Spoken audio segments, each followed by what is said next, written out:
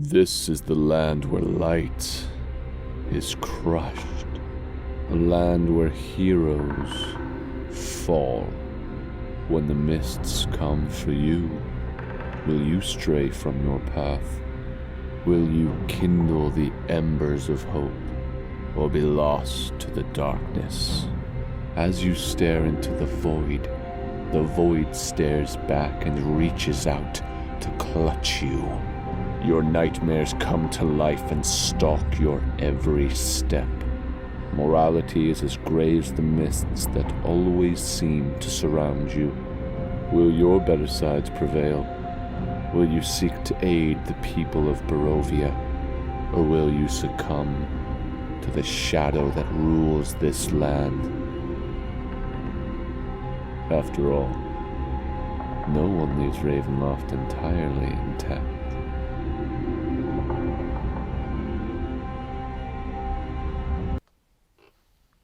Hello everyone, and welcome to Character Player, where story is the real GM.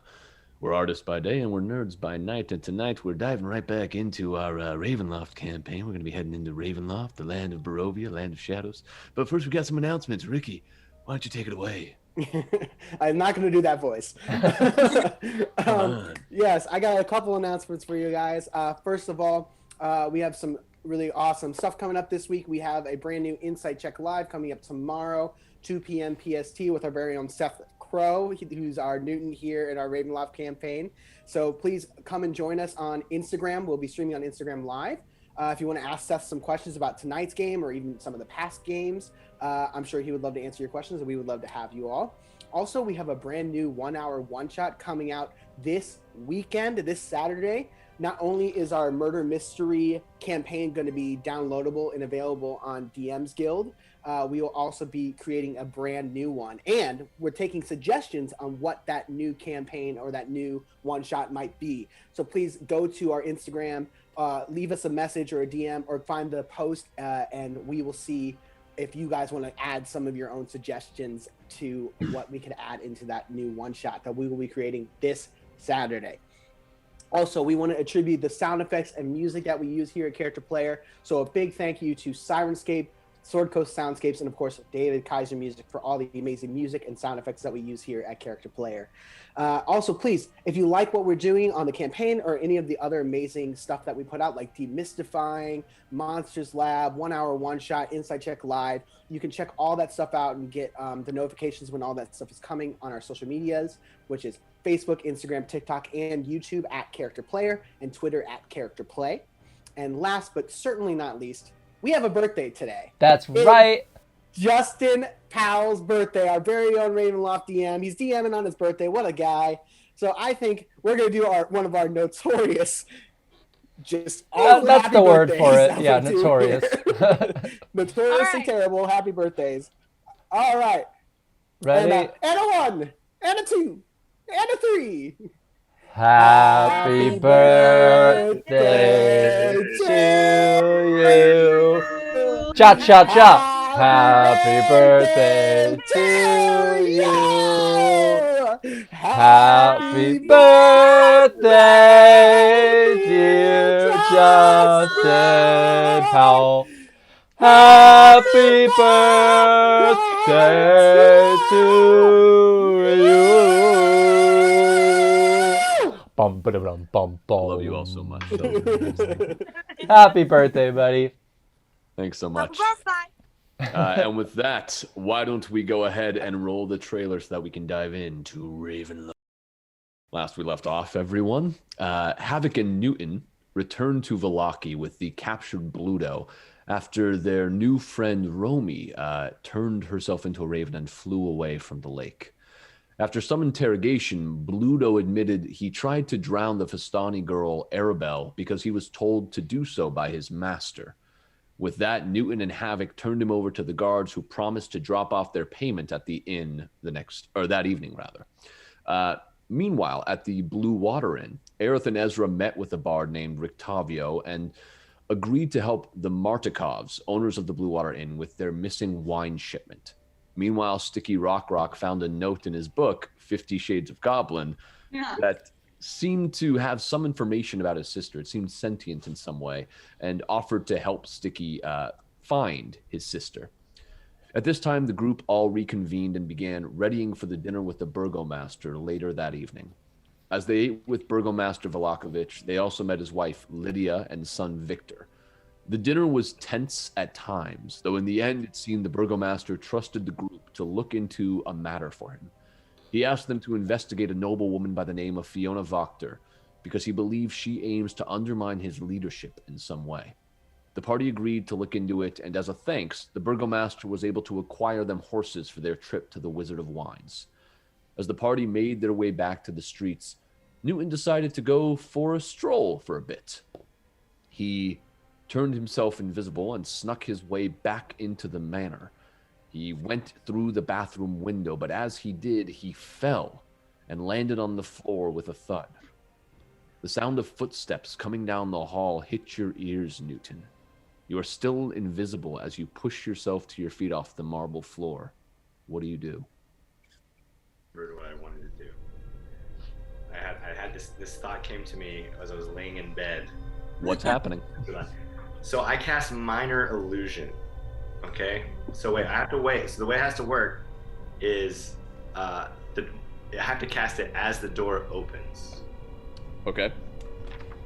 Now, Mark, let me know. I'm not sure if I remember this. If you cast a spell while invisible, I'm pretty sure it reveals you. You are no longer invisible. That's true. I did not know that. It depends on the invisibility, but I'm guessing basic invisibility. That's the way it is. You can't cast spells while you're invisible? Not unless you have greater invisibility. It's a higher level spell, which I don't think you have yet. No, I don't. What a waste of a late night revelation. So what are you doing? You hear the footsteps. They are just outside the door right now. Okay, I'm right under the window, right? You're right by the window, yes. Okay, so this room, I want to get up as close to a wall as possible and just freeze silently. Like that's what I want to do. Okay. Go ahead and roll a stealth check at advantage.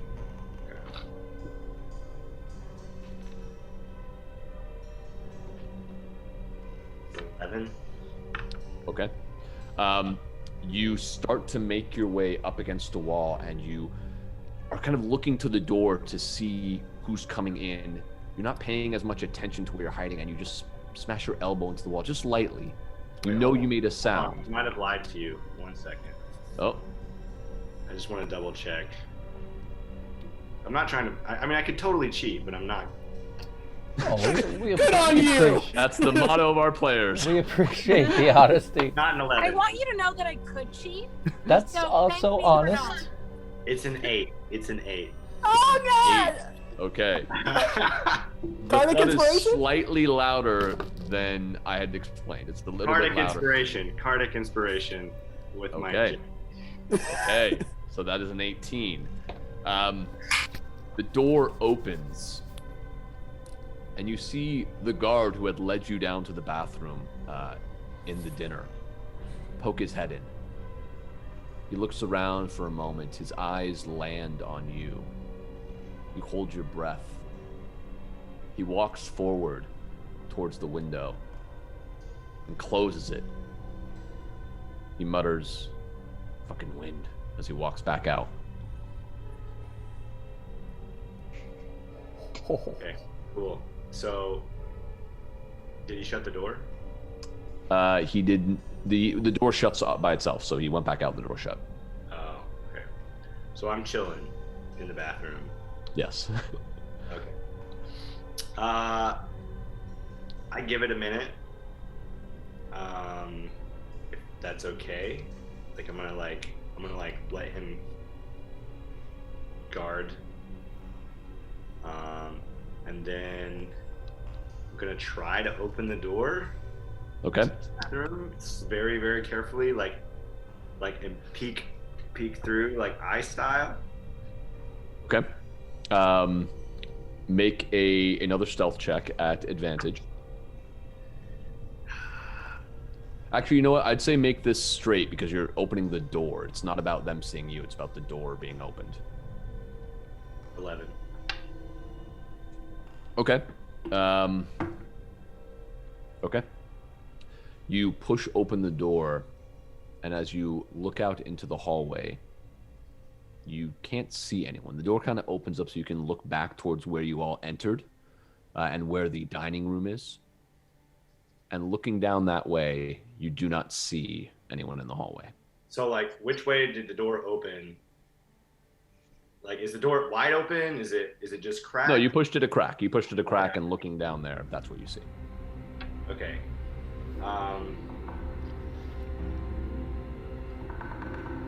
Is it? I want to go the way that's not the way of. That's not the way of where we were. So Okay. whatever that way is, I'm gonna try to like slip out of the bathroom.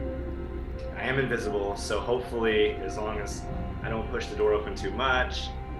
You are. So you make your way out into the hallway. You kind of step on the long rug that lines the way. You feel like you're being pretty quiet at this moment. Looking around you, you see that there is a door to your right. You also see the door directly across from you. And then looking to your left, you see the entrance hall where you all entered the mansion, as well as the door to the dining room, which is ajar, and you can hear voices cutting in and out. You also see another door on your left, which you remember is where you initially met with Lydia. Okay. There's no stairs. There's no stairs anywhere. You do remember seeing stairs if you were to go back down the hallway towards where you came in on your left-hand side. Okay, I'm gonna try to sneak to that stairwell. Okay. Make another stealth check at advantage.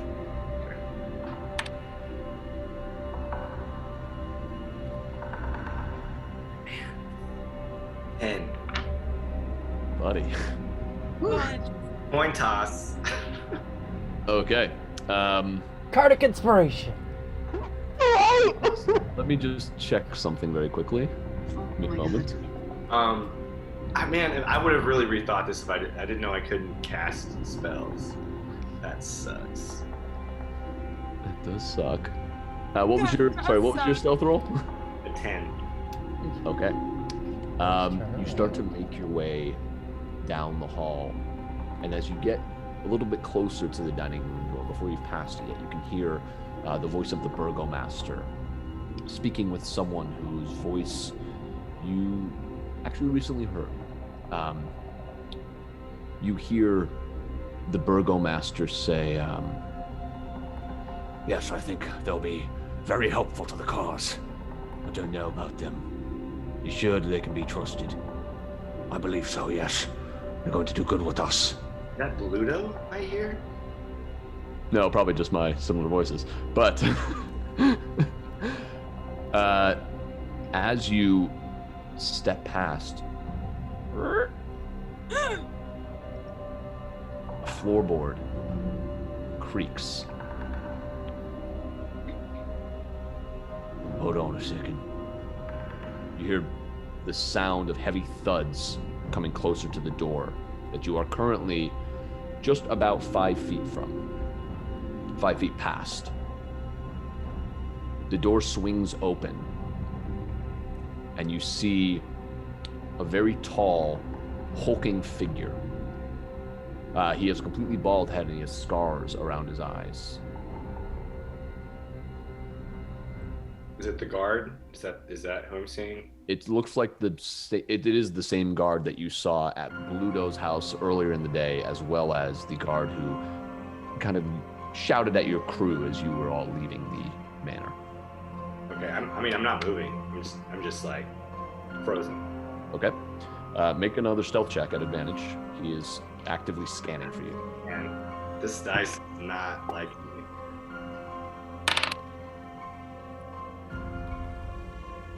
$13? Okay. He looks around for a moment. Steps out further into the hall. What is it, Izek? I don't know. Hold on. Starts to walk past you. stops about 2 feet away from you, looking towards the entrance hall. He looks down at the ground where he sees the carpet pushed up a bit. And he is going to swing his arm out. Does a 15 hit you, Newton? Mm-hmm. He feels the impact, and you notice the arm he swings out, it's like this large, almost lobster claw. It's purple and red, dark purple and dark red, but it hits you in the chest, and you let out a little... With that, he's going to try and grapple you. Why don't we go ahead and roll initiative? Oh, no! Oh. Oh, man. Am I immediately uninvisible now? I don't believe so. I don't think that's how it works. I can check. Let me check the spell really quick. I think so. Let me see. I think it only if you make an attack or cast a spell do you lose your invisibility. Well, Yeah, also I if you believe lose that's- concentration, Oh, yeah, he would have to roll. Yeah. you need to be damaged. And you didn't really get damaged. He was more just swinging in a wide gesture. He rolled a natural 20 on his perception check, so...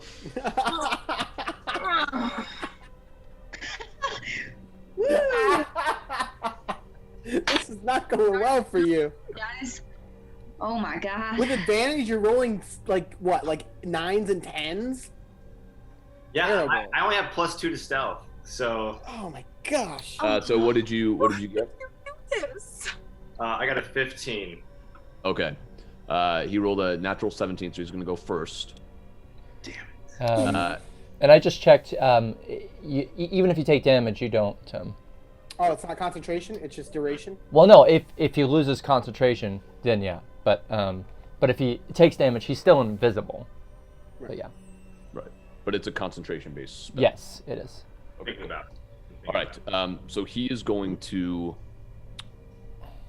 He pulls out his... No, he's just going to try and grab you, actually. So feeling where he hit a moment ago, he reaches to try and grab out to you. Does a 10 hit you? It does not. So you just kind of stealthily duck down as he swings towards the same spot you just were. He's going to try again. That is a lot higher. Oh, but he's rolling at disadvantage. That is a 16. Yeah, 16, unfortunately. Okay, so he kind of just puts his hands out like this and reaches down. He grabs a hold of your shirt at this and shouts, "Guards, we got an intruder!" And pulls you in to try and grapple you. So I need you to make either a dex check or a strength check to try and break out of this grapple. Is this saving or... No, this is just a straight check. Strength versus- definitely dexterity. Man, this is a bust. It's could have gone well. Yeah. Acrobatics or athletics. Yeah. An 8. Okay, he did not necessarily roll that well, but he did roll a 9. So Oh my god. you try to push your way out of his grasp, but he does currently have you grappled. It is now your turn. What would you like to do? What does that mean? Does that mean I can only try to get out of the grapple? You can attack him if you'd like. Your movement is But- 0. Yeah, I don't want to lose my invisibility, so I just want to try to get out of his grapple. Okay, so this will be another acrobatics or athletics check on your part against his. Come on. Not dexterity.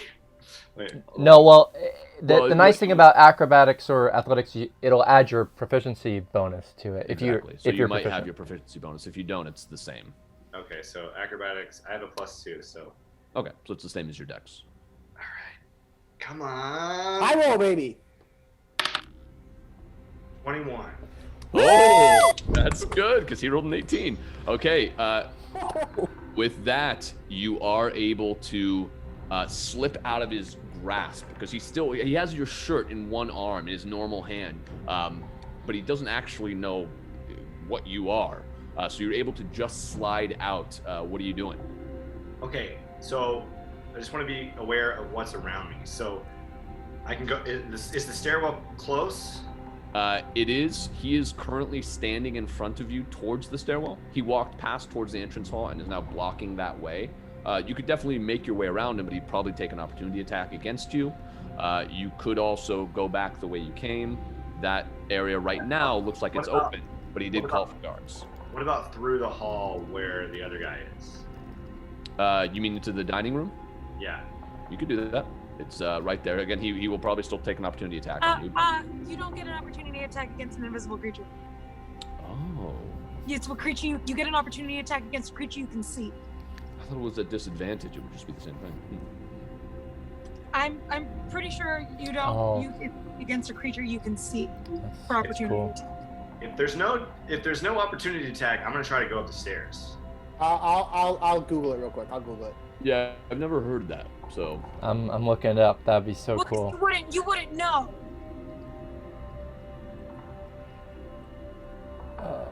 Is the village? Okay. I haven't done that much with invisibility. This is cool. From what I see, that is correct. So yeah.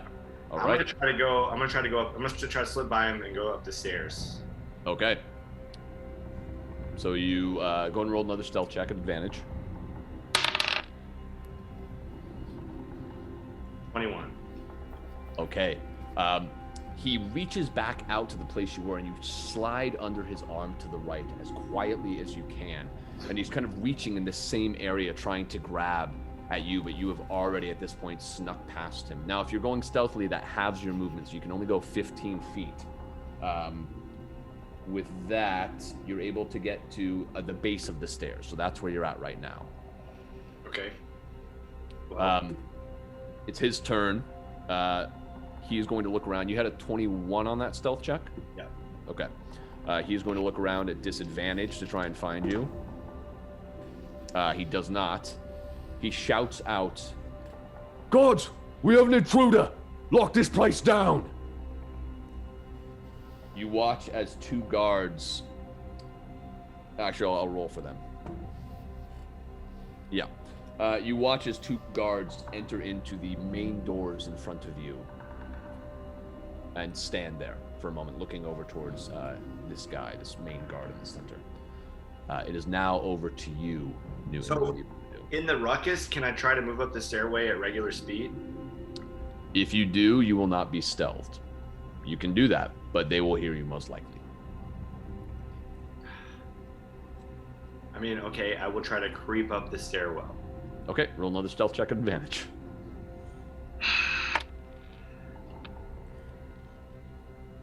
14. Okay. With that, you make your way. So you see that this stairwell, it leads up, then you turn right and you go up another set of stairs to get to the second floor. So you make your way up to that little landing, and that's where you're at, going at your current speed. It's now over to the guards. Ezek says, secure the Burgomaster. I'm gonna head upstairs and protect Lydia. He starts to make his way up the stairs, actively searching. What was your stealth check on the last roll you just did? 14. 14. Okay. As you get to the top of the stairs, you just thud your toe against the top just as he's at the bottom, and he looks up. He says, "There's a sneak thief right there!" And he runs up to try and get you. He is not able to attack on this round since he used his action to try and perceive you. But the other guard is going to run up and just try and grapple where he's pointing. At disadvantage, the other guard runs up to you, Newton, and for a second you think all is lost as he dives about 5 feet to the left of you and falls on the ground.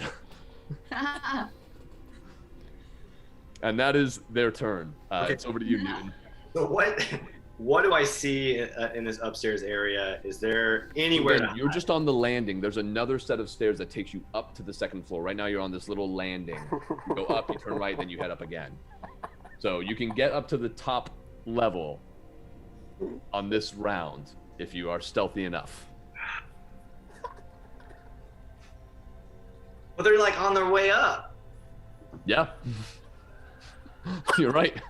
Horseshit. I should be able to move faster. They're loud. They're clunky, right? So like. Oh god. Okay. I mean, I'm gonna try to keep. I mean, I can't go down, so I'm going up. What I would be doing is giving you advantage, but you already have that because you're invisible. You can't stack advantage, so you don't get to roll like 3d20s now because they're making noise. Instead, you just get your advantage. Okay, so if I just move regular speed, I still get advantage on it? No, you wouldn't be, because then you're not going stealthy.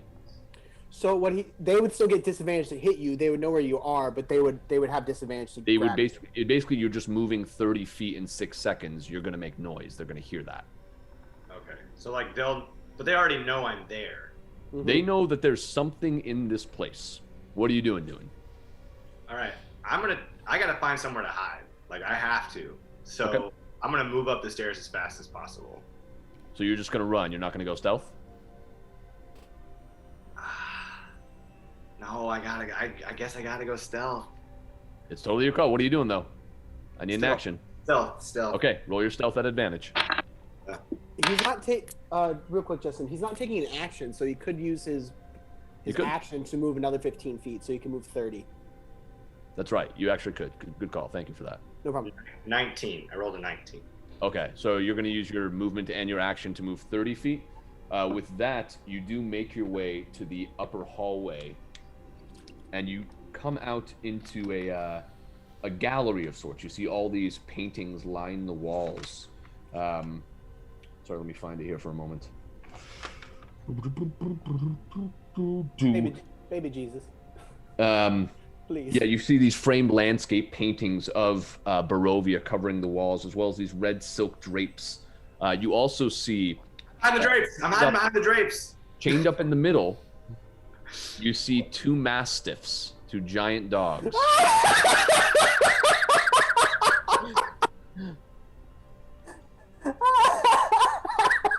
You could potentially hide behind the drapes on your next turn, but you used your action and your movement to get up there, so that is your turn. Fucking dogs can smell me. Potentially. We will see what happens. Yeah. I don't know. Okay. With that, let's pause on what's going on with Newton. Please, I need time. Please. And head over to Stiki, Ezra, and Aerith. So, at the end of our last session, you 3 were making your way back to the Blue Water Inn. It's currently raining out. There are still some people out and about, seem to be making their way homes for the evening. Making their way to their homes for the evening, rather. What are you all doing? Well, that was a pretty uneventful evening there. You know, that went pretty well, I think. I think he really trusts us, and maybe we can use that, right? That's a pretty good thing to have, you know, powerful people in our camp. I certainly don't trust him. Well, I didn't say that. Yeah, no, well. I mean, I want to be out of here in the morning, you know, first thing if we can. To get the wine? Yes, I just mean to get away. I'm not okay with, you know, little dolls being made in the image of me from a dream that someone had that I don't know who they are, and that's just... Consecutive dreams, actually. What was that? Consecutive dreams. Yes. Yeah, even worse. Thank you for reminding me. Thank you. No, You're looking at it in a very negative light, and I feel like there is some positivity to look into here. There's a difference between, like, you know, fans, you know, and someone I've never met making, you know, things like effigies of me. At this point, you guys are just outside the Blue Water Inn. You see it rising out of the darkness. Well lit from within, though it's not quite as noisy as it was the previous evening. Okay. And it's pretty late now, right? Yeah, it's, you'd wager it's around 9 or 10. Okay. well, I would like... I imagine they're talking as they're walking. How lively do you mean? Like, how lively does it seem? You hear some noises from within, but I guess you wouldn't know comparatively. It sounds like it's a fairly quiet night. Like you can hear the hushed sounds of conversation, the mumbles, but you don't really hear any singing or anything like that. Well, you're well hidden, and we could leave these people out, but I think if we don't end up getting the wine, then we'll have stolen horses from the Burgomaster, which if you wanted to have an ally, that's not exactly the way to get one.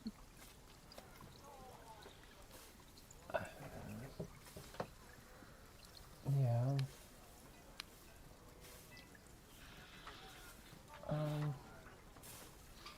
I don't know. I mean, I think we take the horses and just we go as soon as possible, and we deal with whatever comes later. You mean like a retinue of soldiers coming after a very obvious group of people? They're gonna send a retinue of soldiers for horses? I mean, like... You don't know nobility, darling. They take their horses very seriously. I mean, they've got certificates and pedigrees and lineages. It's very serious. Well, okay. Well, I don't know. I mean, what do you think? What do you think we should do? Really quick, are you guys having this conversation outside or are you heading inside? I think just outside. Yeah. Okay, so you kind of stop there. Yeah. I think we get the wine, talk to Fiona, and then leave. Presumably we could do both in one day. I can't imagine getting wine could take that long. I don't know, but I mean, it might be more complicated than we think. Like, why haven't they done it earlier? Why did they look for adventuring types to do it? So I think that there's probably something dangerous about this that we don't know about. But I could be wrong. I don't know. We have to talk to Fiona if we're going to stay on the Burgomaster's good side, and I, for one, would prefer to stay on the Burgomaster's good side. So that is at least one thing we have to do. Before we leave? What? You want to talk to Fiona before we leave? You mean what the Burgomaster asked us to do? Yeah, but I was meaning like for us to do that later. He didn't exactly put like a timeline on it. You're right about that, Aerith. He didn't really say like he wants it done immediately. In fact, the reason he gave you guys horses was because you said you were heading out to the Wizard of Wines. Yeah, so I feel like it's it's he asked for that as well. Sorry to interrupt again, Aerith. A freelance opportunity that it needs to be done. He also said it needs to be done carefully, and that's going to take some time.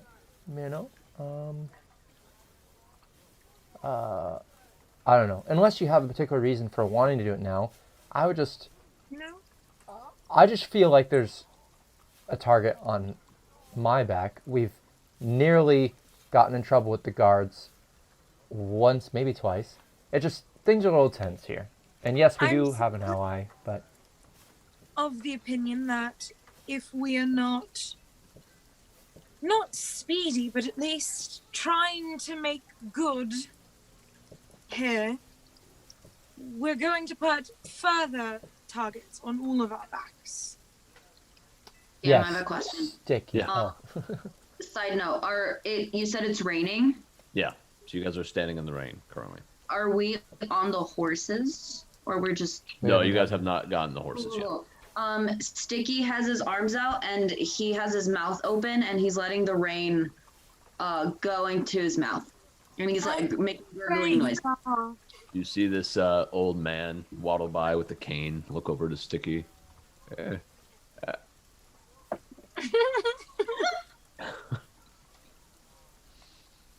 Great. Amazing. Love that. Good old Stiki.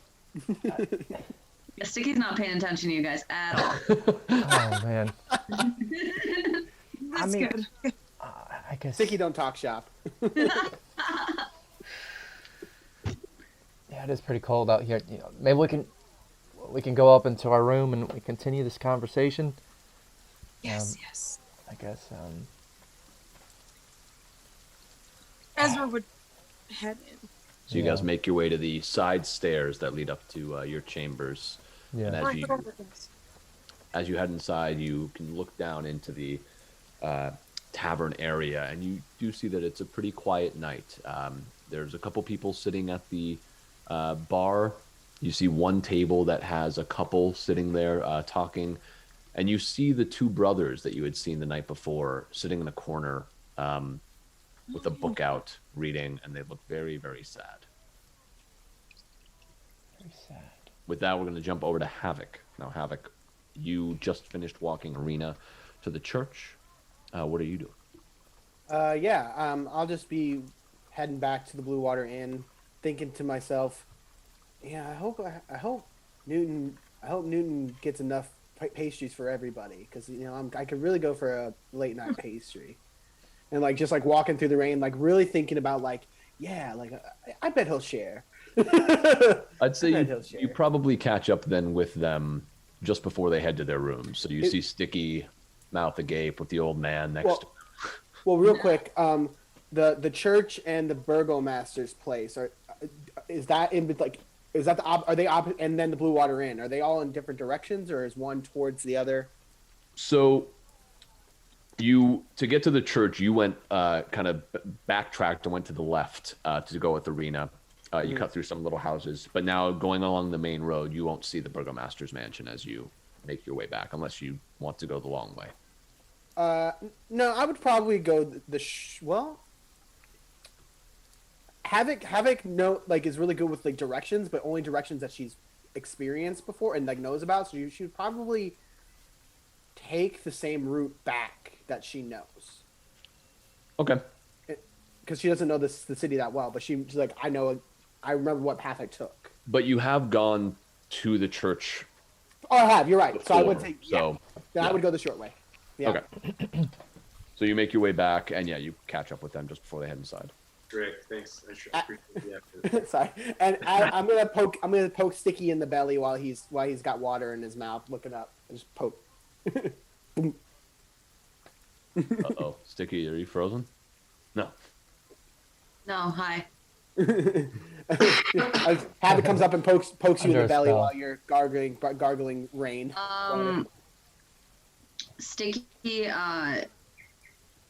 chokes on the water that was in his mouth. Starts choking, and then mid-choke he makes a karate pose, and he's and he's coughing. you gotta stay on your toes. You got me by surprise. I wasn't expecting you. Where did they go? Probably they inside. just left me. Yeah, they probably went inside. So it's raining.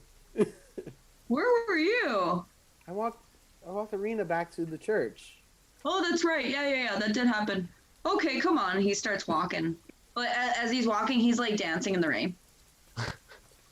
Cool. The old man just kind of puts his cane back down and just walks on. All right, with that, we jump back over to Newton. You don't have to. Newton, you just made your way up to the second floor landing. You see these drapes. You see these two dogs that are beginning to stir. It is actually the guard's turn. So, one of them, you hear Ezek from behind you shouting, Get up! Look around. Bring out your weapon. Swing it around. and Ezek makes his way up. What was your last stealth check? Do you remember? If not, I'll just have you roll. 21. 21? Okay. 21 or 19. Gotcha. Ezek comes up the stairs, and you see he's at the second floor landing now, looking out. That is his turn. It is over to you. What are you doing? So I'm assuming... Ezek is behind you. The two dogs are in front of you. You see these drapes. You see paintings on the wall. You also see... So I just want to give you the full picture here. You see a hallway leading to your right. You see another set of stairs going down across at the end of the hall, as well as another hallway on your right there.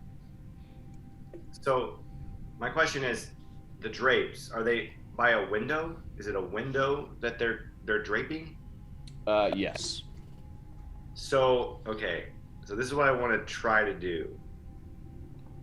What kind of latch is it? Like, is it like a window I can raise? Is it a window? So this is, if you're going to investigate this and try and figure it out, that would be an action to do. What I want to do is open the window, not go out it, just open it and then back away from the window.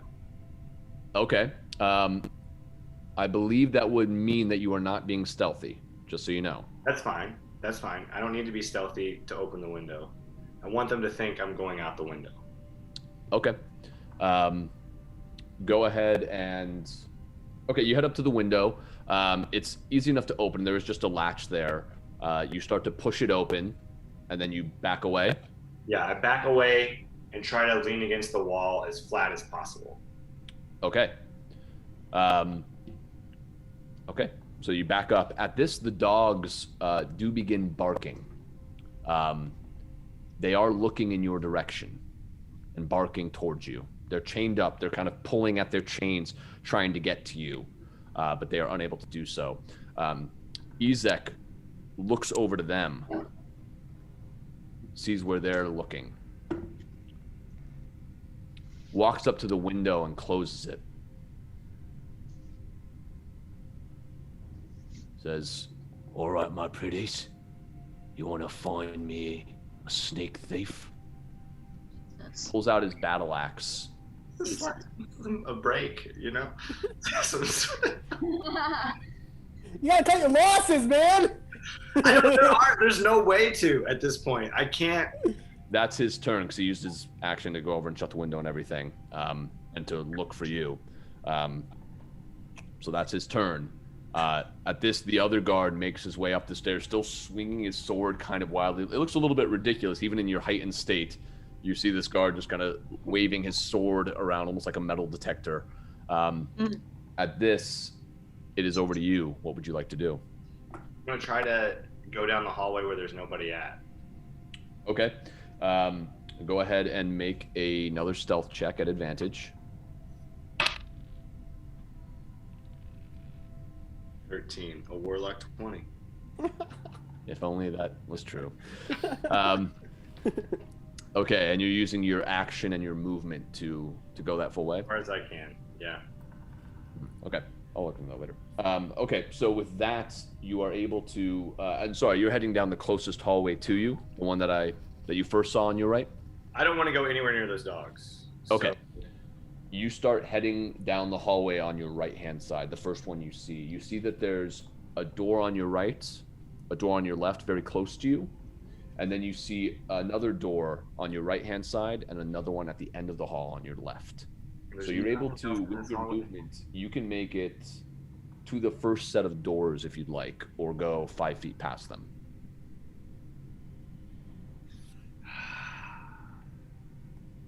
I'm going to try to go in the door on the left and try to shut it behind me. Okay, give me a moment. You reach for the door handle. And as you do, it's easy enough, you're able to push it open. And you get inside with the last bit of your movement.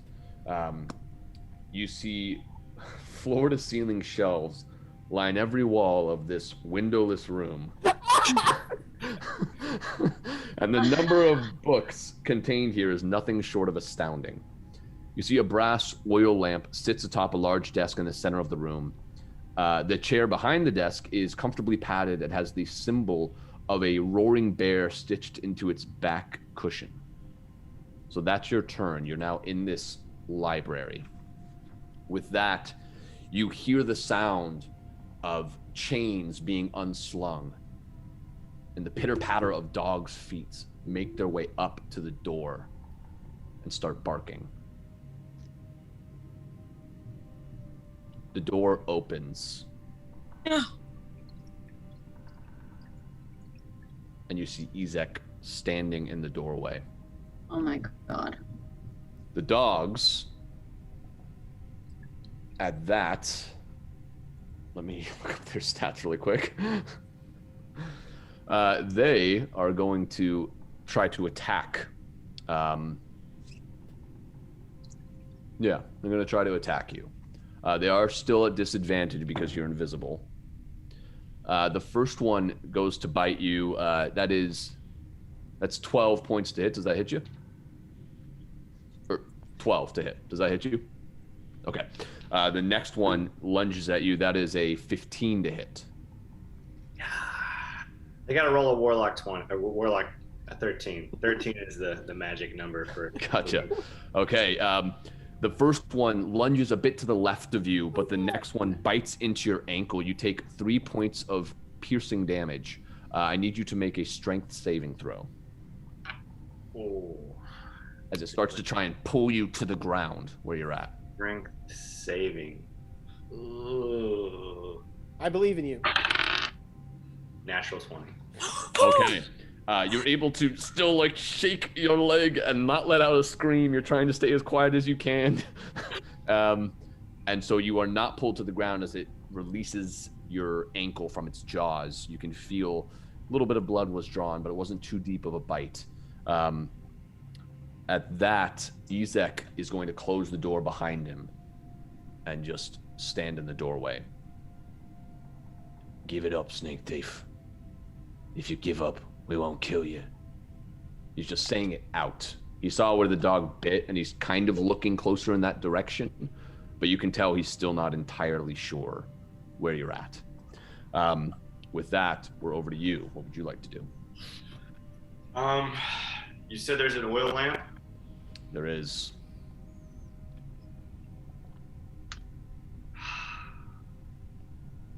Breaking and entering, arson. What are you doing? Knock over the oil lamp.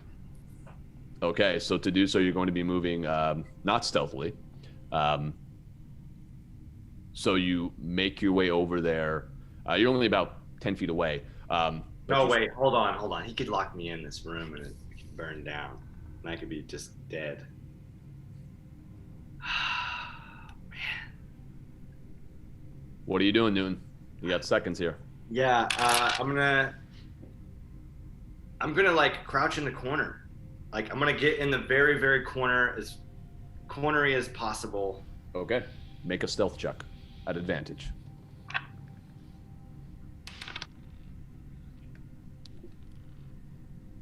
$16. Okay. You make your way to the closest corner you can find. Actually, would you like to go before I give you this as like my decree? Do you go south? That's only about 10 feet away from you, or do you go north? That's 15 feet away from you to get to the corner. So that would be your full movement. South. Okay, so you head to the south.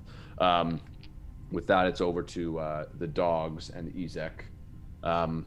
The dogs are just going to try and see if they can find you.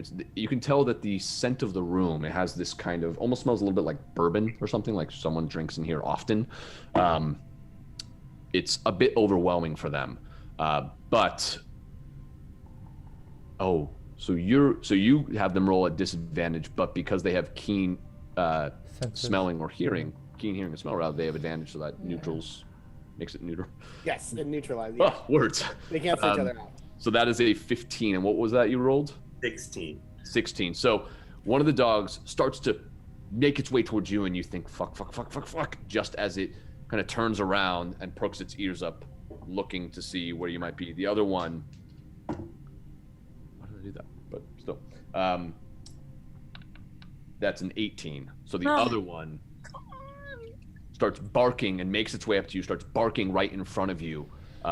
Not entirely certain where you're at, but it's very much right next to you. I don't think I had you make a concentration check, but that's okay. I'll save it for now. No. Ezek looks over in that direction. You see him kind of smile to himself for a moment, and he calls out, "Oi, he's in here. Come block the door. Don't let him out." Get out of there. You hear a guard's footsteps, the same one you imagine that was swinging his sword wildly. pound up to the doorway. Say, right, you got it, Isaac. All right.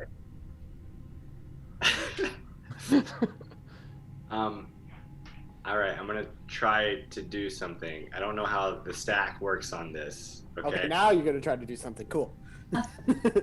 I'm gonna try to drop my invisibility, but cast Disguise Self.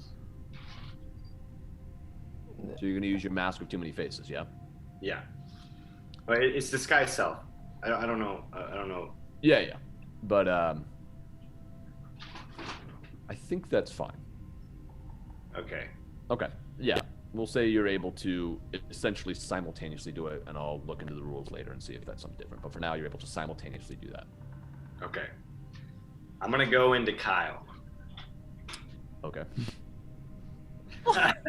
He's a charmer. All right. You got me.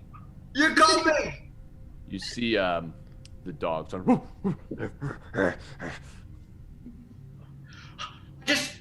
I just had to go to the bathroom. Oh my god. Make a deception check at disadvantage. At least this is something you're good at. Yeah.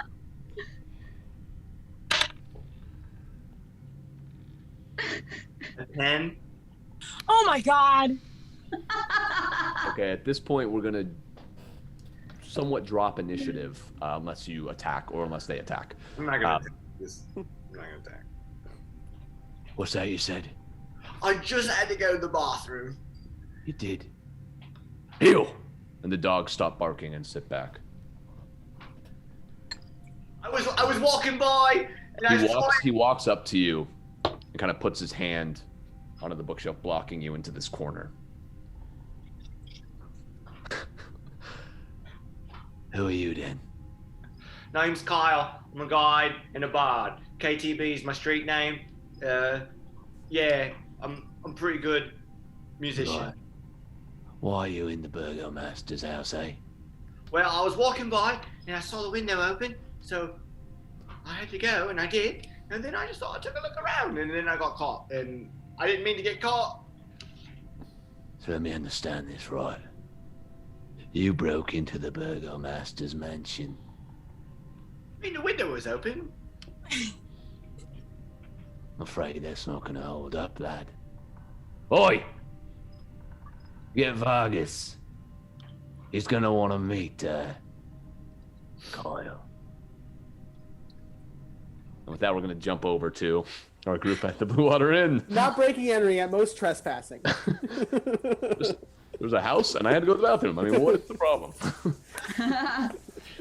I don't know. I have a really bad feeling about this place, and I just want to go before something goes wrong. You know what I mean? Like, I just... All right. When is the festival again? Do you remember? I think he said a few days from now, so... Which is another reason why I want to go. I don't want to be... That thing seems creepy. Well, where are we going to? That mountain that possibly is part of the reading that we got. Yeah. I want to go there for sure. Right. Stiki and Havok, as you make your way up the stairs, looking down, Stiki, you can actually see Gadolf Blinsky looking around at the moment, holding a doll in his arms. He spots you. Yeah. Yeah. Stiki, You where run you back going? downstairs. It's you! I finished your doll, just like I said. You did? By the way, your monkey stole all my gold. What? Piccolo? No, he does not steal gold. You stole all my gold. No, That's he all did not. You did. Make an insight check, Stiki. Havok is. I'm just like on the banister. Like there's a banister, right, that overlooks. Yeah. Yeah, I'm just like leaning on the banister, just like watching. 15. He seems like he has no idea what you're talking about. That's not something Piccolo would do. Did you steal all my gold then? No, I would never steal your gold. Somebody stole my gold because when I walked into your shop, I had all my gold, and then I left your shop, and all my gold was gone. Oh, like as soon as you got out of my shop, you didn't walk around for a little bit because there are No, I pickpockets. did it. As soon as I walked out of your shop, I looked in my pocket because I had a feeling, and all my gold was gone. Very weird. I don't know where it could have I gone. don't think it's weird at all. Can I have my doll, please? Yes, here you are. And he hands you a very expertly crafted doll that looks almost identical to Ezra. Stiki hugs it and he says, "All is forgiven. Thank you." Well, I didn't do anything, so yeah. Stiki, is there people in my way? No, Right. it's again very quiet night. Yeah. Okay. Stiki runs to Havok, shoves the doll in his face, and says, "Look what I got," and then runs straight to Ezra. Okay. Havok, you got this doll shoved in your face. You can't really even make it out in that moment before Sticky's gone. And suddenly bursting into the room, Aerith and Ezra, you see Sticky clutching some doll. I just can't see why anyone would make a doll about, like, in someone else's image. It's just kind of like, it's just creepy in general. We didn't know that it was in someone else's image. It was just an image from a dream. No, they knew. What? You think it was just like some muse, and they were like, "Oh, this is perfect," but they commissioned someone. They commissioned this Blinsky monkey dude. Like, that's just weird. Very nice man. Yeah, Sticky, you're gonna show What, them. what is that? What is that? I thought I got rid of all those. What is that? What do you got? Sticky's really excited to show you guys something. I don't know. I feel bad anymore. Ezra, close your eyes. Why does he get such like a gentle way of this? Sticky gently pushes it against his face and says, "Happy birthday." Oh my god. That is magnificent. Are you letting me keep this? It's all yours. Yep, I paid most of my gold for that. Wait, you had this made for him? Yeah. Look at it. It looks just like me. It It has a nice little hat, too. It is uncanny. Like, it is dead ringer for Ezra. Like, if I saw that, Ezra Bess. That's what I would say. That's the first thing I would say. I am quite handsome. Look at me. I've always thought so. You're very beautiful. Yeah. Uh-huh. Thank you. See, Thank you, Sticky. You're welcome.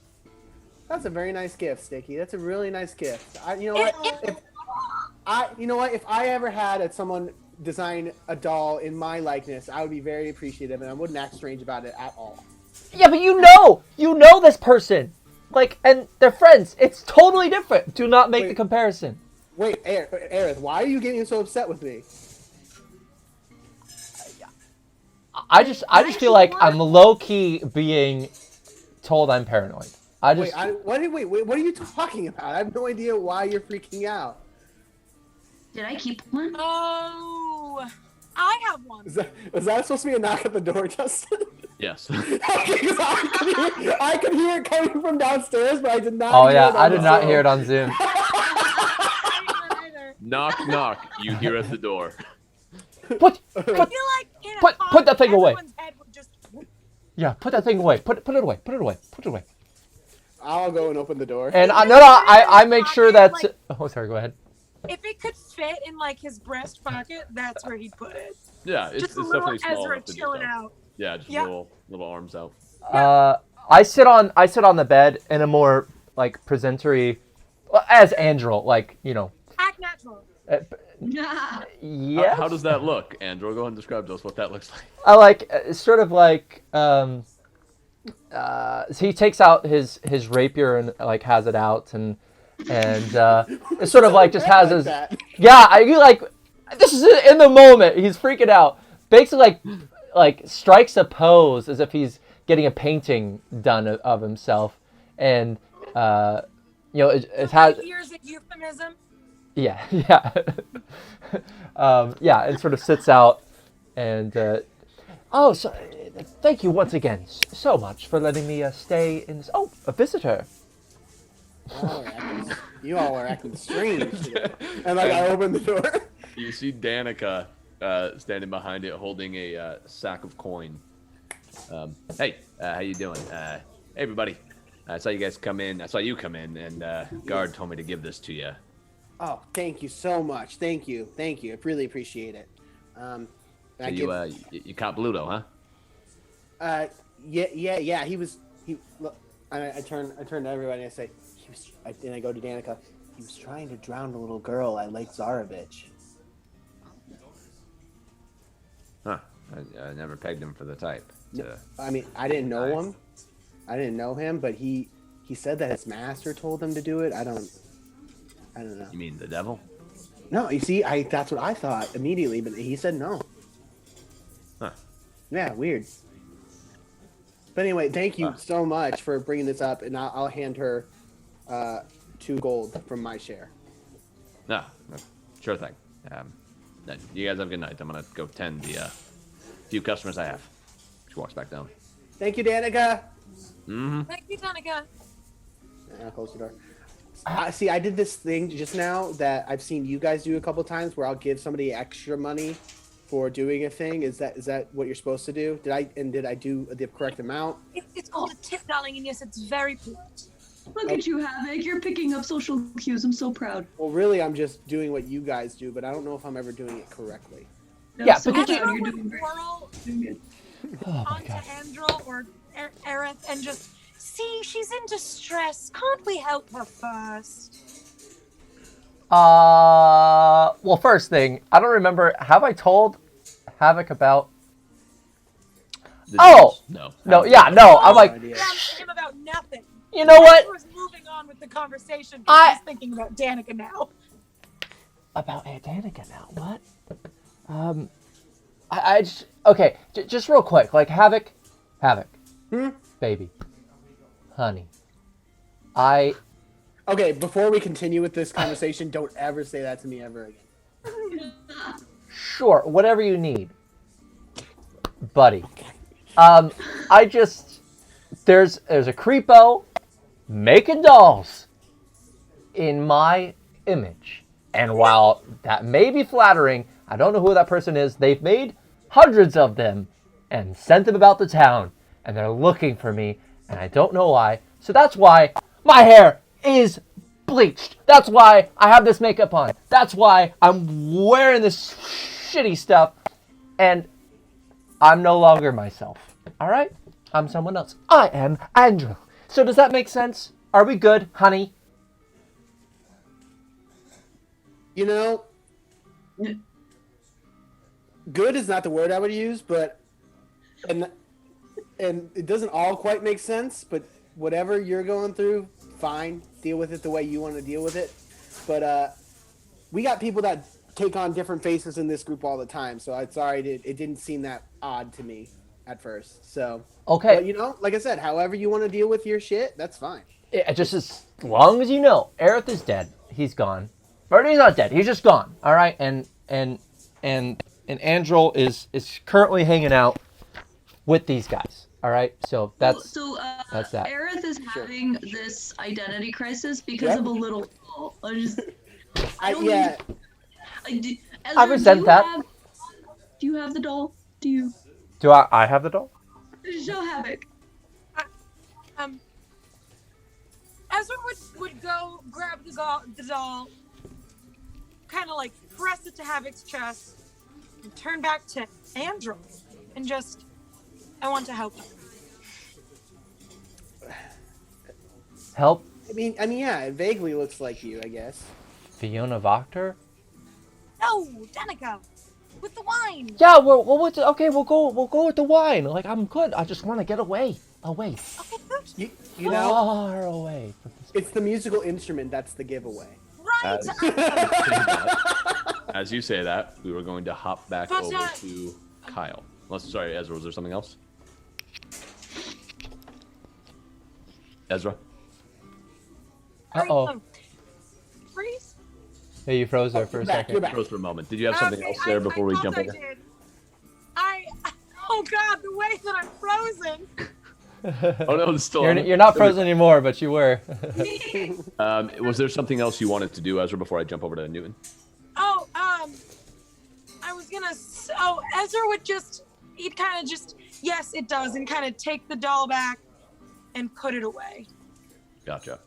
So, over to Kyle. Kyle, Ezek grabs you by the collar and says, "Yeah, why don't you have a seat?" And takes you over to the desk. Just kind of sits you down on the edge of the desk. Pulls out his axe and just starts kind of running his hand along it. You're getting a better look at his kind of clawed hand now. You see that he's a half-elf, but at a certain point on his shoulder, it just switches into this clawed arm that kind of, again, looks like a lobster's arm.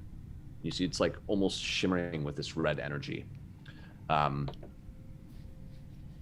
As you sit there in an awkward silence, the two dogs kind of circle around you two, standing right by your ankles. Suddenly the door opens, and I can't hear you, man. I don't know if you said something, but... I was going to say, before the door opens, can I say something? Can I do something? Yeah. Can I cast Suggestion? You can, yeah. Okay. So I'm sat at the desk. How many spell slots do you have, my friend? Because I think you used some during the lake battle. We had a rest, and they replenish after. Gotcha. Okay, just making sure. So I have one more. Gotcha. And I want to say, you think I'm an animal and I got away. Okay, let me look up Suggestion very quickly. It can be anything that's not self-harm, and it has to be 1 to 2 sentences.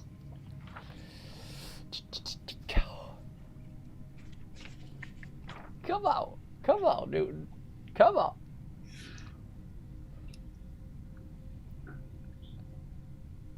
So what do you tell him? I say, you're convinced I'm an animal and that I got away. Because he's the only one that touched me. He's the only person in the whole house that actually felt anything. Right, but you've revealed yourself at this point. To him. Right. Okay. So your invisibility's gone. I'm just clarifying that. Right, but nobody else has seen me. You're right. Okay. So what's that saving throw for him? I was confused by that. I will say something like, I guess I have it right here. So it says Warlock level 1 illusion DC. So it's a wisdom saving throw for him. So it's DC 13 spell modifier plus 5. 13. It's 13. No, it's 13 right now. So it's 8 plus your proficiency bonus plus your charisma modifier for a warlock. So 8 plus 2. That's your proficiency bonus. He rolled a natural 19, so you say this to him as this magical enchantment starts for a moment, and he looks at you and says, "You're just an animal that got away." And with that, a 17 does hit you. He punches you in the gut, Newton. You take 1 point of damage. I'm sorry, 2 points of damage as he punches you in the gut, and you double over for a moment, holding onto the table for support. Now you were trying to cast magic against a god. That's another offense. Oh, God. You want to keep digging your own grave? I just want to go home. I'm sorry. Well, it might just be the gallows for you. No gallows. With that, the door opens, and you have a brief moment where you recall already seeing yourself in some gallows before. That's true. The door opens, and you see the Burgomaster walk inside. The guard, you can see as the door opens, the other guard who was still standing out there, stay in place, standing by the door. So, what do we have here? We have an intruder. It says he broke in just to use the restroom, but it's a crock of shit. It was. He's a liar. The Burgomaster makes his way around to sit down at the big chair. Well, Don't be rude, Ezek. Let him sit down. Of course, sir. Grabs another chair and puts it right by the desk for you. Please, have a seat. Thank you. You sit down, and Ezek stands behind you. He has his axe on the ground next to his leg. The Burgomaster just stares at you for a moment. Why did you break in here? There's a rumor on the street you got wine. Don't lie to me. Make a roll deception check.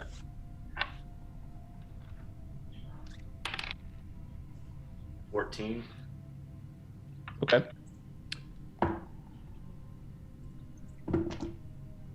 Okay.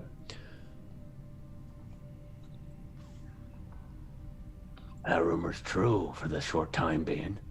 Almost out. Had a bit of it tonight. That's the only reason I haven't ordered Ezek here to chop your fucking head off where you stand. And with that, Ezek kind of slams the axe right by your chair. You know, it's funny, Vargas, if you don't mind me saying. Not at all. You see, he didn't say nothing about wine when I first talked to him. I'd say he's lying again. And I gotta be honest, Burgomaster. I don't appreciate him lying to your face. Do you mind if I teach him a quick lesson on why I shouldn't do that? Be my guest. With that, he slaps you across the face. You take 1 point of damage. It can get a lot worse, boy. You best start being honest. I really didn't want to steal wine. That's what I was in here for. Are you an enemy, or rather a servant of the devil? No. What would I want to do with the devil? Roll persuasion.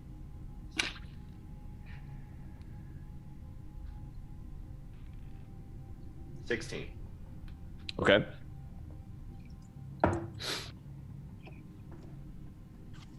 Maybe you are, maybe you aren't.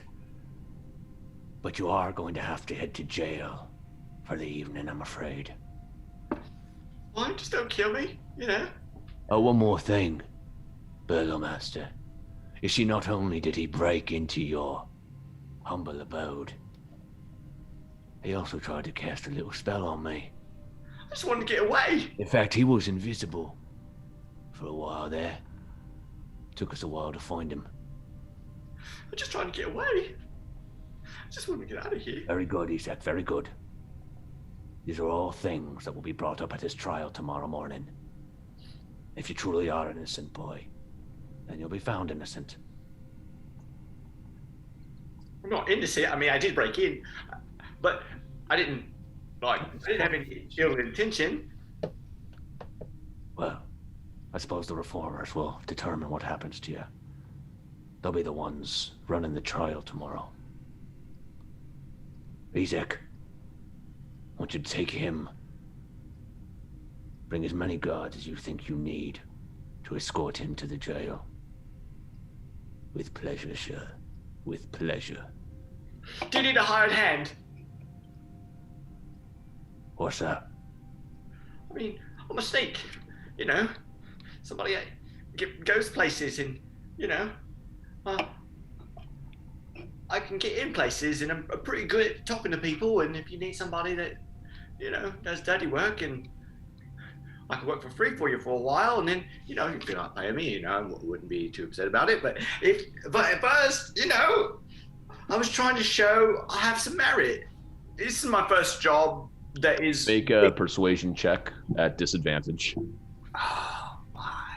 Because you just admitted to breaking into his house, and you were invisible, and you tried to cast a spell on the guard, and there's a lot of reasons. It's going to be... The second one I rolled was a natural 20, but that doesn't count. So it's an 11. You're talking... Ezek this time just punches you in the face. You take 5 points of damage. He talks too much. I don't really like him. No need to rough him up anymore, Isaac. I'll consider what you said. But for now, you have to go to jail. If there's any chance of you working for me, then you won't cause him any trouble. You're right. You're absolutely right. Oi! Bring me some manacles. After a moment, the Burgomaster just watching you for like about 30 seconds before a guard enters in with a pair of manacles. Isaac pulls you to your feet and pulls your hands behind your back if you let him. Are you allowing that to happen? Yeah, totally. I'm a limp noodle. A limp noodle. You just flop to the ground. Go boneless. You're gonna have to carry me. They put manacles on you. Isaac grabs it and starts guiding you out. You, come with me. We'll grab one more on the way out. Starts walking you out, back down the stairs, out into the night air. You see the 2 guards on alert. They quickly turn as the doors open and see you. Then they see Isaac behind you and ease up. He points to one of them and says, You, follow me. Starts walking you behind the Burgomaster's mansion to this large building you see there. With that, we're going to jump back over to the group. Don't make it like this is some sort of like personal therapy session. It's creepy, all right? It's not like it would be different if it was happening to you, okay? I just turn around and I start like taking off my breastplate and like getting like comfortable for the night and stuff like that, and I'm just kind of like waving my hand like, okay, fine, whatever. Like I'm letting it go. Thank you. Like, see that's reasonable. That's reasonable. And Ezra just like sort of sits down on the bed with his head in his hands. Kind of undo my bandages from the wolf bites from earlier and stuff like that, checking my ankle, making sure nothing's infected and stuff like that. Are you all right? Do you need anything for those? Oh no, this is fine. It when we were out getting Bluto earlier, we got attacked by some wolves, but you know, this is fine. This is nothing. You know, I can take care of it, but it's fine. Do you need like medication or anything? Oh no, I have some. If I get sick, I have some stuff that can take care of it. So don't worry about it. Okay. Yeah, no, I don't. Seriously, you guys don't have to worry about me. This is nothing.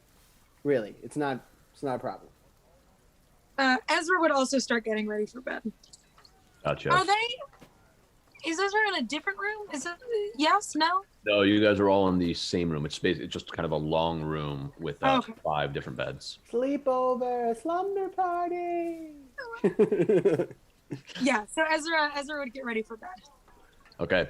Just as you guys are all starting to settle in for the evening, you hear another knock.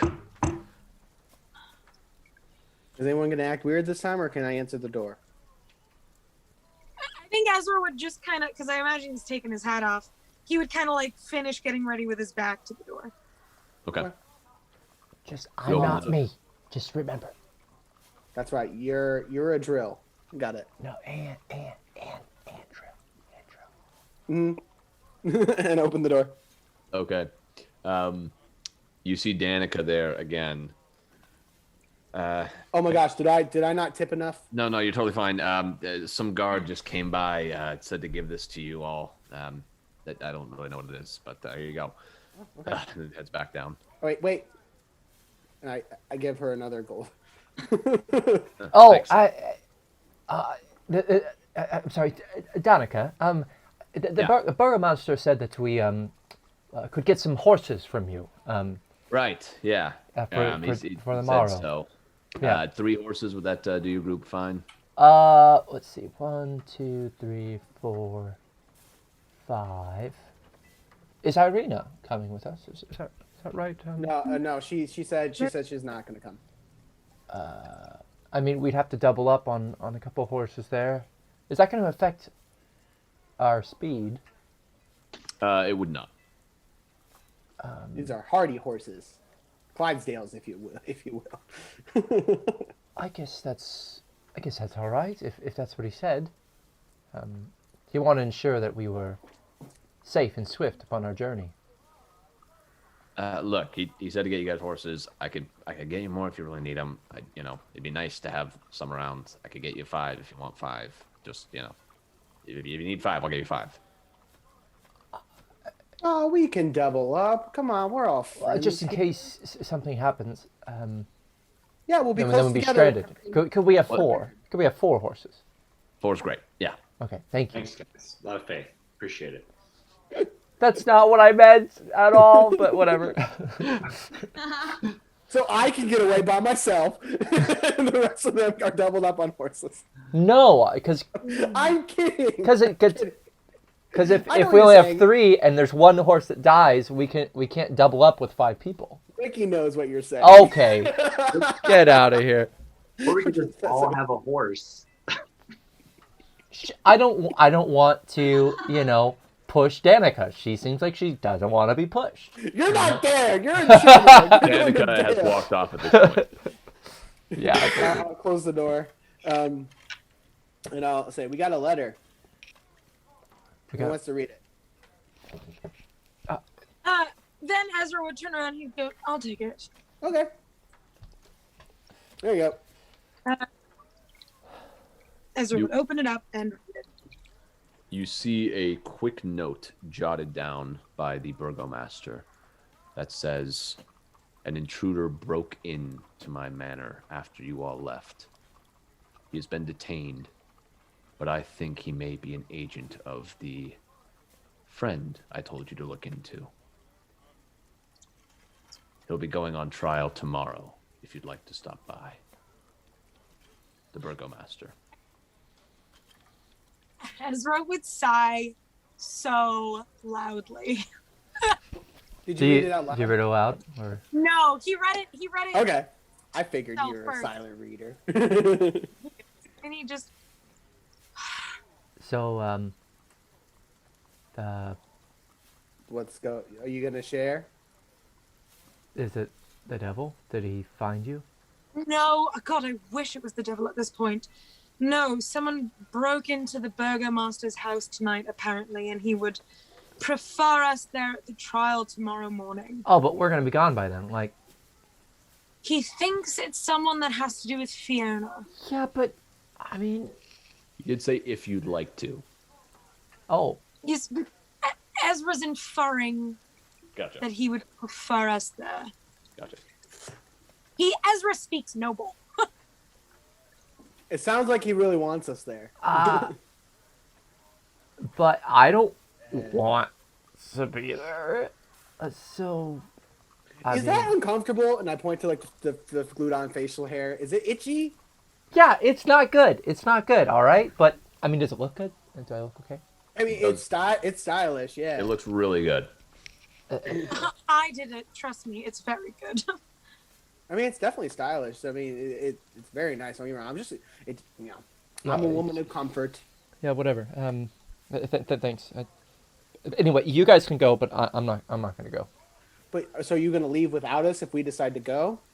No, I'm just gonna be here, not there. I'll wait around for you guys, but I'm not gonna go. So, What do you guys think? Yeah. I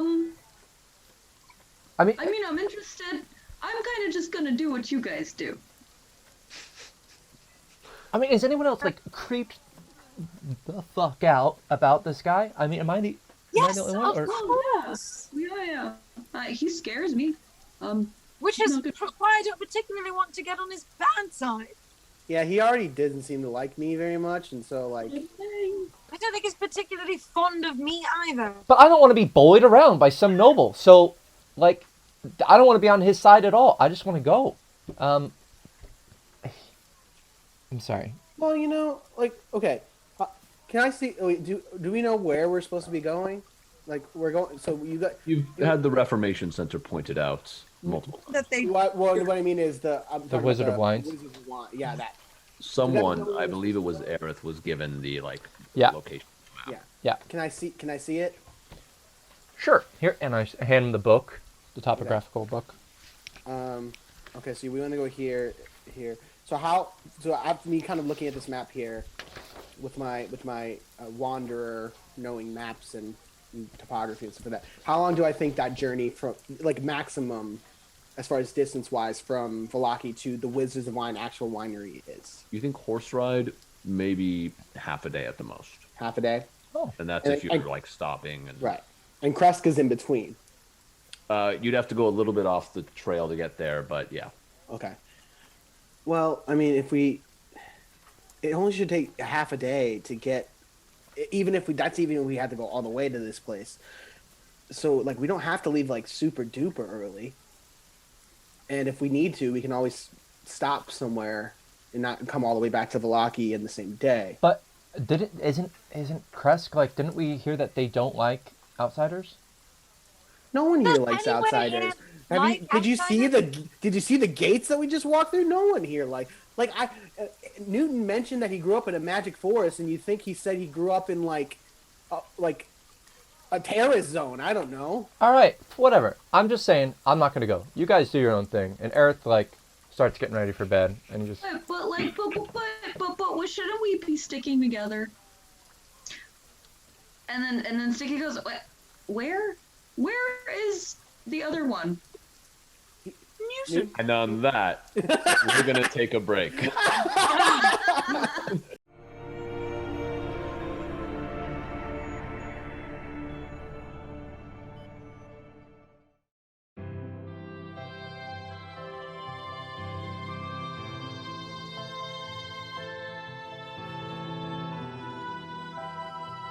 Oh, hello. Please, no, don't get up. Pleased to meet you. My name is Newton. Newton Fright. When it comes to most things, truthfully, I'd rather not, if given the option. No, not that I have a problem or anything. It's just things tend to go awry when I get involved, so I'd rather not. Understand?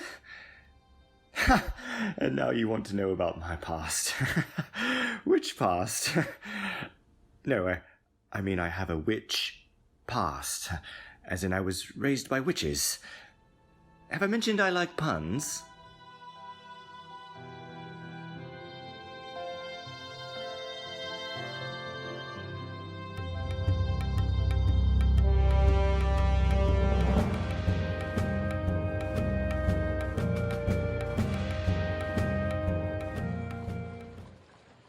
Yeah, I see you staring, and I know what you're thinking.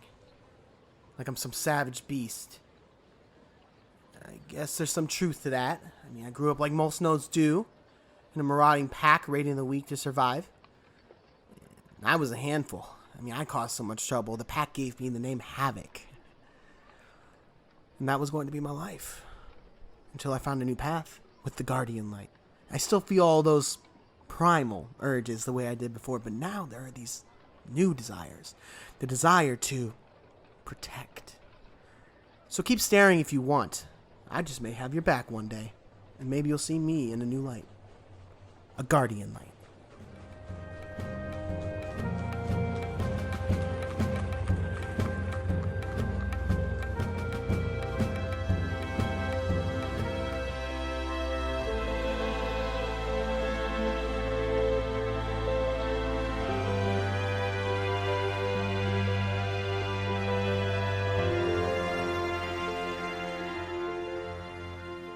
Oh, golly, I'm so sorry. I didn't mean to bump into you. Oh, no. Please don't be afraid. I know I look scary and green and have tusks, but really I have a banjo. Want to hear me play? No? Well, you look like a trustworthy person, right? I can trust you? I'm afraid of everything. Figure that. A half-orc the size of an orangutan, terrified of literally everything. Irony is not lost on me. Anyway, have a beautiful day. Know of any flower fields I can take a nap in?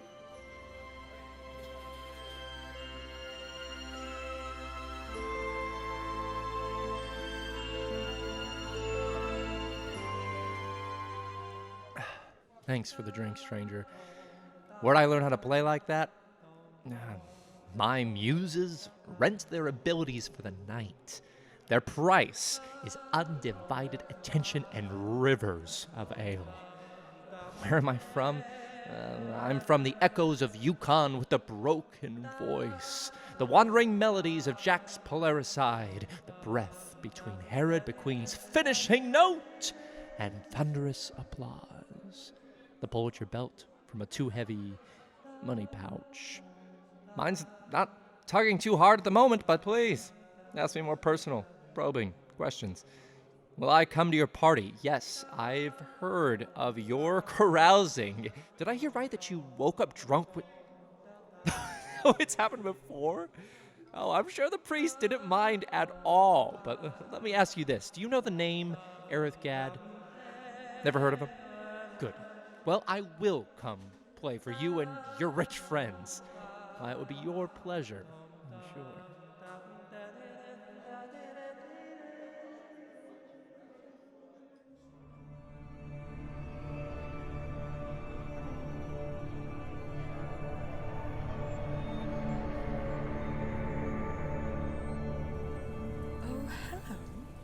Aren't you beautiful? I'm Ezra. Bess. Lovely to meet you. Please don't touch the hair. It is as luscious as it looks, but we're not that close yet, darling. Oh, you're here for one of my parties. I'm afraid I haven't thrown one in quite some time, actually. I wasn't aware there were still people around that used to go. Well, it's always good to see a friendly face, and such a pretty one at that. Who knows?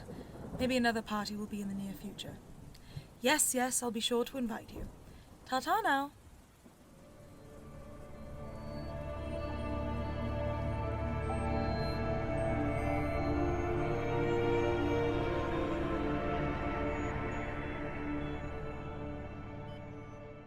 And welcome back. Just before we went to break, our group was just putting together the fact that Newton was not with them in their room. With that, we're actually going to jump over to Newton, who is currently under the visage of Kyle the Bard. Visage? Visage? I don't know. Yeah, visage. Nice. Visage. Kyle, as they are leading you up the steps of this large building that you've already can see the stone guard tower rising up over it. But this building does look a bit newer than some of the other buildings you've seen in Vallaki.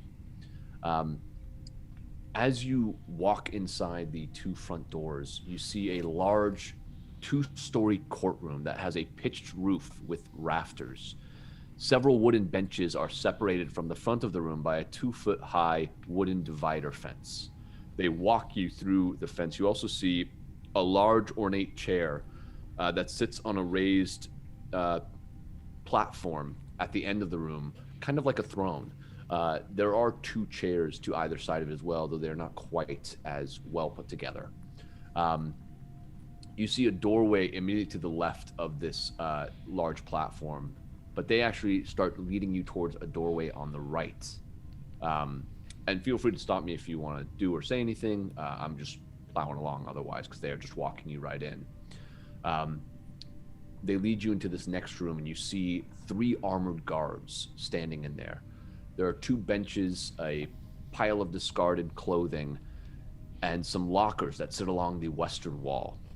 To the east, behind floor-to-ceiling iron bars, is what appears to be a large prison cell with a handful of huddled occupants.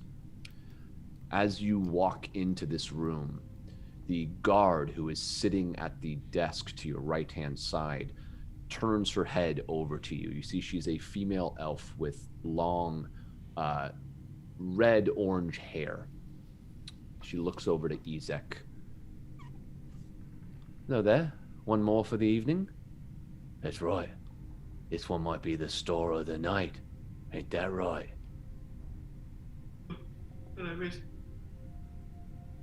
What'd he do then?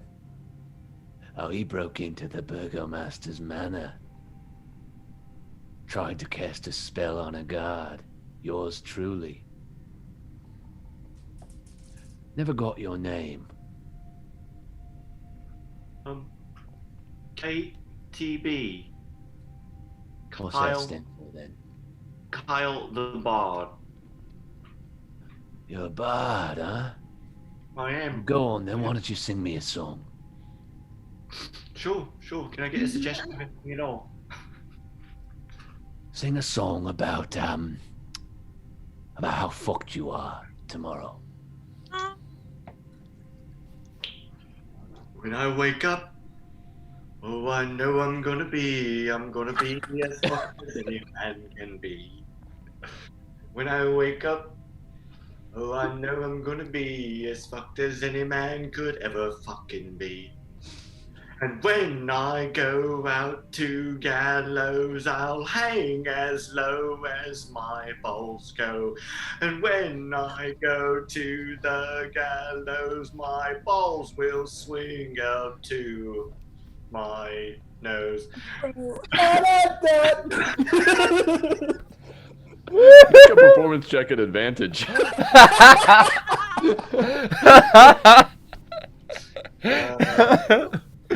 Oh my was god, wonderful. that just made my life. That was so great. Where is it? Okay. It's gonna be a 17. You see the scowl and kind of cocky demeanor of Ezek drop for a moment as he is generally like, oh, holy shit. Pretty good. But it's just a brief flash until he gets back to that hard state and he kind of shakes you. All right, that's enough. Get inside the cell. And he walks you over there. They undo your manacles and then push you behind the cell bars and close it and lock it. Well, guess I'll see you bright and early, sunshine.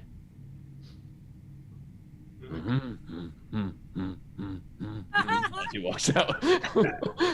You can faintly hear them humming it. Super catchy.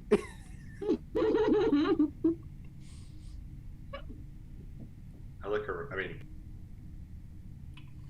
Start to look around and you see these others.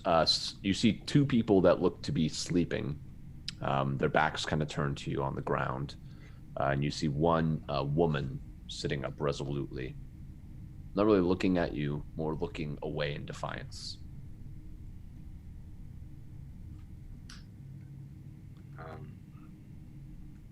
I try to find an area that's not very populated and make a nest of sorts, a resting place. I mean, I'm not going to try to get out of here. I don't really want to talk to anybody. I just want to try to, like, if I can, I need a rest of some kind because I have no spells. Okay. Are you planning on taking a long rest, or are you going to take a short rest? Well, if I can take a long rest, I will take a long rest. Yeah, you're. After a moment, the Elven guard approaches you all and just says, "Right, no trouble, right? Because I could still be added to your trial tomorrow if you make trouble for us tonight. So get some rest and be waking you up bright and early." Yeah. Okay. You start to go to bed. And with that, we'll jump over to Stiki saying, "Where's the other one?" You mean our friend, our companion, our travel buddy? That other one? Well, he said he was going to get pastries. Friend is a loose term, I think. Sometimes, right? Am I wrong? I don't know. Sure. Yeah, he said he was gonna get pastries. He's our friend. I don't know if we're necessarily his friend. We'll figure it out later. I'm sure it's fine. You know what? I think the test will be if he shares the pastries. True. That's a big test. I'm That's going a really to good point. make an educated guess and say no. You don't think he's gonna share? I don't think so. I think he's already eaten them by the time we see him. I don't know. See, I mean, but who, it's kind of late. who Yeah, announces? and Well, who pre-show announces? stay open this late? Well, I guess here's my thing. Who announces that they're gonna go get pastries at this time of night, and then like doesn't share with everybody that they said, I'm going to get pastries, and it's like just comes back and is like, guess what? I got pastry. You know. I don't know. It's sort of. I can actually hear Newton saying that. I thought I was getting pastry for myself. No, I don't know. What are you all doing? Like, Aaron's trying to go to sleep now. I say, I was getting a pastry for you. Well, you know, I don't know what like the late night pastry scene is here. Oh my God! He's probably gonna eat them all by himself, and if he doesn't, he'll bring them by. It's not a big deal. Like, can you guys continue this conversation outside the room? I'm pretty tired. All right. You're a little cranky too. It's because he's tired. That's what happens when you get tired. You also get cranky. You had a triggering day. Do you want me to calm your emotions? You do want a hug. I'll give you a hug. That's not what I was saying. Stiki walks up to you, Aerith, and spoons you the hug. And I like just look at Ezra, and I'm just like, just bleeding. All right, everybody, come on, time for bed. I'll wait. You know what, guys? I'll wait up for Newton for a while, and if he's not back, you know, in a couple of hours or so, I mean, that worries me. I'll let you know. Okay. Thank you. He goes to the corner of the room and pulls out his piece of paper. Okay. And he whispers, hey, friend. I'm sorry to keep asking you questions, but I was just wondering if you know where Newton Fright is. I do not. Okay. But That's fair. See if I can figure that out for you. Ooh, I appreciate you. How are you doing, by the way? Did you have a good day? Yes. Oh, good. Good. I'm glad. Stiki, darling. Stiki looks as though he just got caught peeing in an open lawn. We've all been there. Mm-hmm. It's time for bed, please. Yeah, I'm on my way. I'm going. I'm just reading really quickly my nightly prayers. You pray? I do now. Who do you deception check? Yeah, who do you pray to? No. That's an 8. Okay, wait, deception? Mm-hmm. 13. Okay. Damn, your deception is high. What are you? Would I notice she's lying? Make an insight check. Okay. 25. 23. Yep. 23. Yup. Okay, I'll just kind of narrow my eyes a little bit. Stiki says, okay, good night, and then he like puts the paper away and he like dramatically jumps into the bed and curls up. Okay. Yep. As you're taking first watch, Havok, 1 hour goes by, 2 hours go by. This is usually when you get someone else up to start to take the watch as the 3rd hour rolls in. No Newton. Okay, I'll walk over to Stiki's bed. You asleep? Hey, you asleep? I'm not now. Morning. What time is it? Is it still sleep time? It's dark. Yeah, well, okay, no, it's only been a couple of hours, but Newton's not back yet. And it's pretty late now, and I wouldn't assume that any pastry places would be open at this time. Also, while I have you a moment here. So the fuck you lying to me for? What? No. Who he wakes up. Who me? No, we're besties. I wouldn't. I'm sorry. I don't mean to. I have this piece of, I'm sorry. This piece of paper talks to me and nobody believes me, and then he doesn't want me to tell anybody, so I can't tell anybody, and I feel like I'm keeping a secret, and I'm not gonna keep. Okay. I put my hand on his shoulders. Okay. Relax. you've been acting. Look, the only reason I asked is because since the hags and stuff like that, I've felt a little off, and I've noticed Aerith feeling a little off, and I've noticed you're acting a little strange. Well, it was a little traumatizing, Yeah. Like we all might be having nightmares about it still. We ate children. That doesn't go away easily. No, yeah, you're right.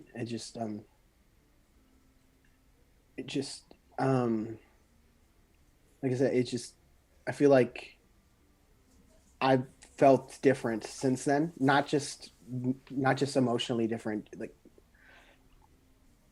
I feel affected by it, if that makes sense. Oh yeah, that makes complete sense. We ate children. Innocent.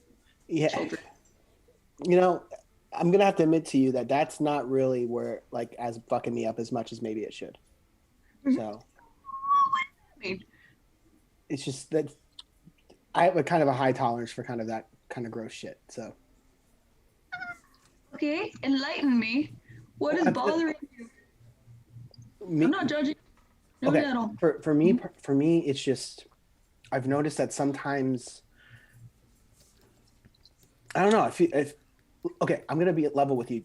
Earlier today, I fucking teleported. Like I was in one spot and I was like, I want to be over there, and all of a sudden I was over there, and I couldn't do that before. And that didn't come from where my normal shit comes from. So that felt different.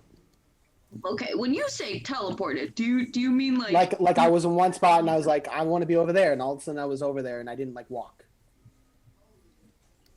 When did that happen? Did I miss that? No, you were there.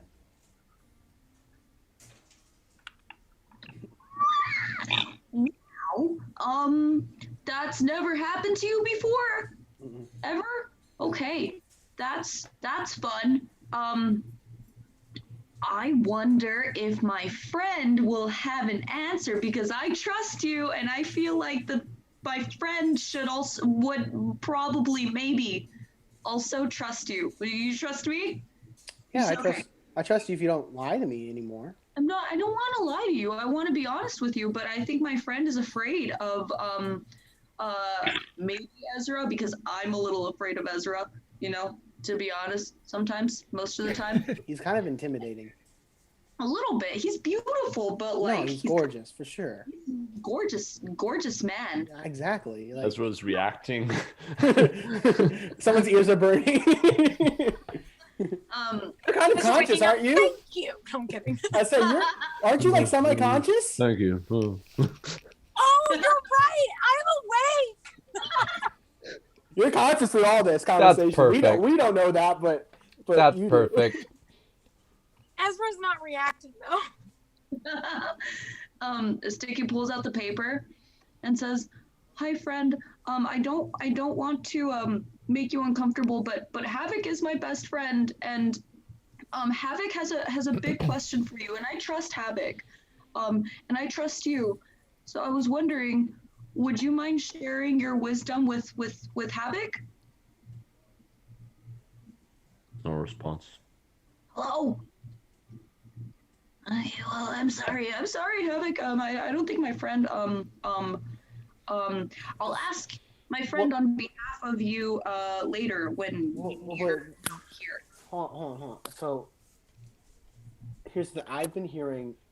I heard a voice earlier today. Are you hearing a voice, or coming from this paper, or is the? No. It's just a pure writing. That's just writing. Yeah. Just this is me asking. Okay. I know. Do you mind if I take a look at it? Sure. Here. I'm gonna hold it and kind of look at it. Okay. And as I'm really thinking really hard, maybe harder than I should, I'm going to cast Identify. Okay. Okay. I don't know if let me look it up. I might not work on this, whatever this thing is.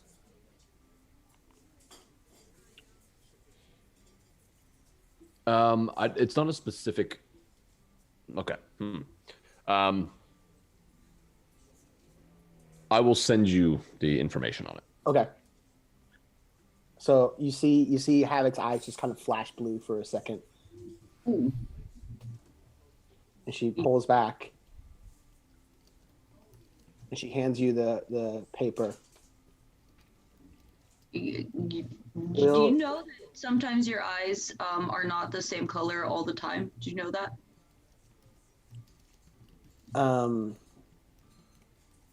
No, I didn't know that. Oh, okay. What color are they? Well, now they're your normal color. Okay. But just now they were blue, and then now they're not.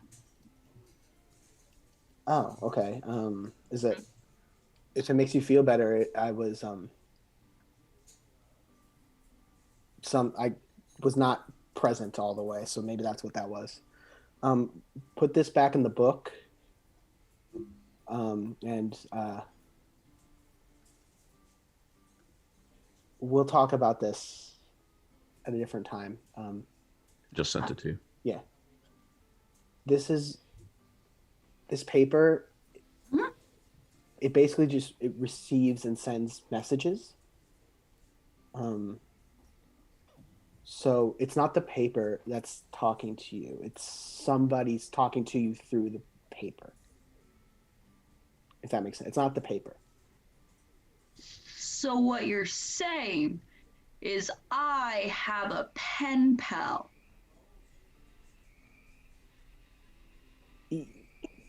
I don't exactly know what a pen pal is, but you're talking to somebody else. Now, DM, would I know exactly what a message spell is? Is it like a... I guess with your knowledge, it would just be something where you understand. Well, no, because you're casting Identify. Yeah, so you understand it. And so is it exactly like Identify where they have to be in a certain radius, or is this like an extended? Like It's an extended. It seems like a more powerful incantation. Got it. So yeah, I don't know where this person is, but they could be anywhere, or at least not. They don't have to be super close by. But basically, when you talk to the paper, it gets to them somehow, and then when they respond, it writes it on the paper, and so we don't know who this person is. Just be careful what you tell them. I guess that's all I would say. They could be a good person. They could not be. I don't really know. But you're talking to a person, not a piece of paper, just so you know. And I don't know how you feel about that. I like people too. Yeah, I like people sometimes. Not as much. You know what? I'm going to be honest. I don't like people as much as you do. You guys hear the hour bell ring out in town. Probably about 2 o'clock now. What do you think? Should we go look for Newton, or should we just trust him? Or I don't know. I mean, I'm getting pretty tired here. I don't know if I would be able to help him much right now. Well, you should probably get some rest. Will you wait up for him for a little while? I'll wait up. Okay. Just let me know if you need me, okay? Okay, good night. Night. Just be careful with that. Yeah. Because you don't know who you're talking to. Yeah. Okay. Yeah. All right. Okay. Let's just always be level with each other, okay? Okay. All right. Good night. Good night. Kind of go over and dog curl into my bed kind of thing. Gotcha. Huggy. Mm-hmm. Stiki, you wait up for 1 hour? Yep. 2 hours? Going on the third? No sign of Newton. Okay. I pull out the paper again and I say, "Hey, a friend, I'm so sorry, about that. I trust Havok, and I didn't mean to put you in a weird place. But I was just wondering, do you know where Newton is yet? Did you figure it out?" Why should I tell you if I did? I asked you one thing. You betrayed me in the same evening. Oh, I'm sorry. I didn't mean to upset or hurt you, and I'm sorry that I did. I trust Havok, and I should have respected the fact that you don't know Havok. I messed up. Make a persuasion check. As she does that clarification, I can only hear Stiki's part of this conversation, right? Because the other is just words on a paper. I'd say I mean, unless I imagine Stiki, you're whispering this and not just speaking it out for the room since people are sleeping. So I would say you're probably not really catching it. You're probably catching just some whispers. Okay. 16. Okay. I know where he is. Okay. Good. Is he okay? Is he safe? Safe is one word. Oh. Your friend has been captured by the guards. Oh.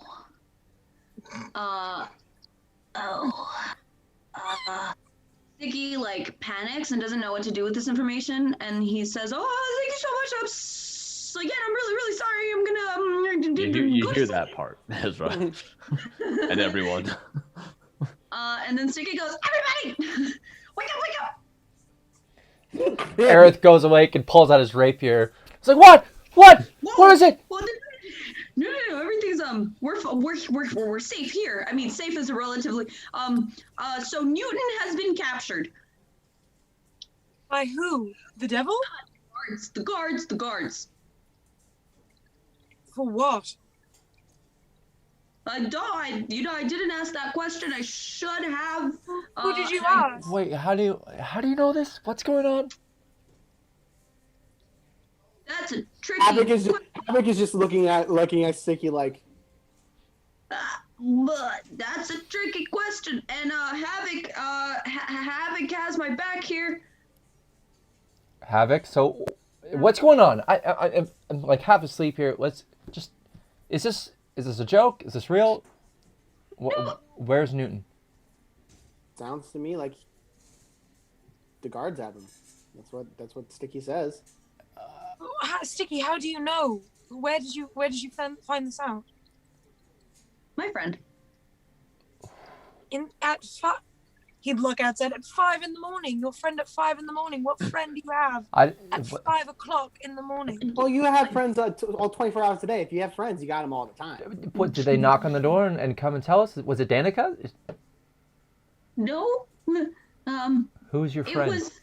He's my pen pal. Friend. You got a letter from someone? Yes. In the middle of the night about Newton being arrested. And then Stiki gets so nervous that he starts laughing maniacally and crying through his laughter. Oh my god. That's exactly what happened, yeah.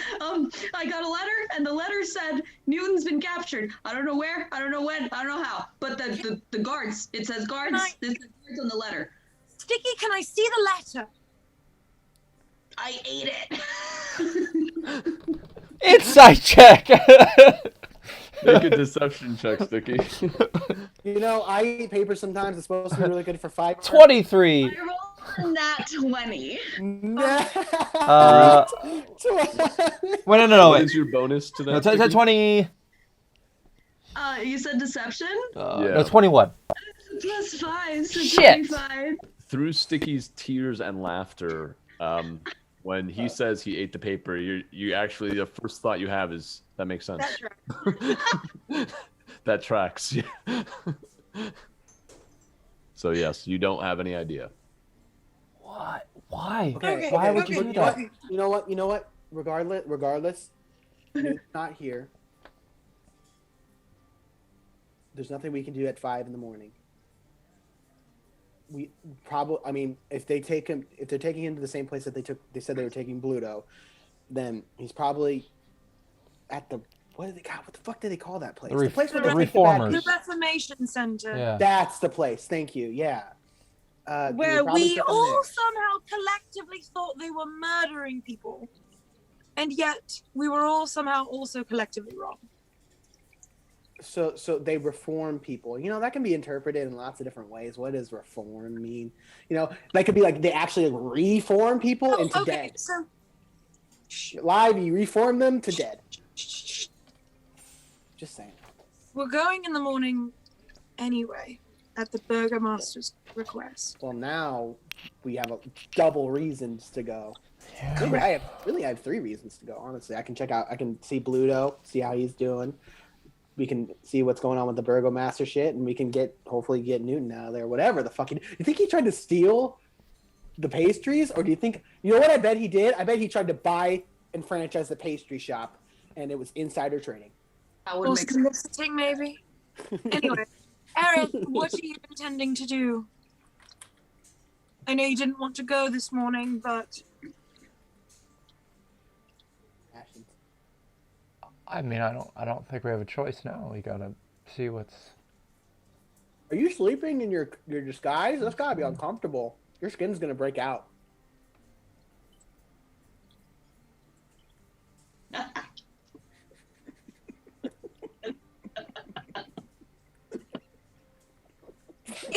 Does that mean Havok's acne is like animal acne, where it's just like these big bumps under her chin? I don't know what the range of what Havok knows about is, so you'll have to ask Havok about that. Animal acne? Doesn't know any social, but knows acne. She's completely covered. I said I got ready for bed, so you know I washed my face and Okay, well, let me do that before we do anything else. Well, so to be clear, are you guys going to continue your long rest? Because right now, you will. If you just stay up, you will not get the benefits of a long rest. Oh no, I'm going to sleep. Now we know what happened. Gotcha. So, okay, so you guys head back to sleep.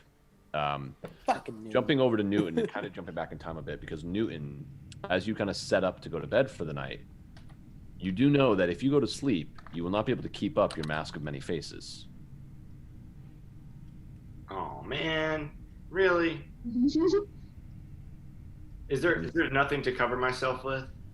You could try just turning yourself away and hoping that you wake up and cast it again without anyone noticing. Yeah, I try to pull my shirt up over my face just to like hide my face. Okay, good to know. With that, it is the morning, and you hear the rattling of a cup against the jail cell bars. I want some food. Give me some food, huh? You hear the voice of Bluto. Knew this was coming. I cast Mask of Many Faces. Okay. And you make yourself into Kyle the Bard. So it is vocal and somatic. I'm assuming you're trying to do this quietly so that people don't hear you. Go ahead and roll a stealth check. Advantage because I'm covered up. No, because you're speaking. It's not about saying. It's you're speaking incantation. I'm gonna show you what I rolled. Well, that won't. I mean, you're holding it up, so. Nat 20, bravo. You wait for a moment as you hear Bluto starting to, and as he lets out his sneeze, you quickly mutter the incantation. And are you going with Kyle the Bard? Oh yeah. Kyle the Bard is back, baby. One of the guards walks up to the prison cell and has some plates that they slide underneath, 4 different plates of pretty crummy looking food. They slide them under, and Bluto starts eating at one of them. The woman you saw last night does not eat. She stays sitting. It looks as though she maybe didn't sleep the whole night, but you went to sleep, so you can't quite tell. And then there is another person. A small man. He has kind of bald spot on his head, gray hair, but piercing blue eyes. He quickly grabs his food as well and begins eating. You hear, "Oi, you in the corner, wake up. Get some food, trial starting soon." What, is it a muffin? Are we having muffins? It's not a muffin, no. Eat your food. What is it? You look, she doesn't say anything, she walks away. Well, what are you doing? You're still turned, so what are you doing?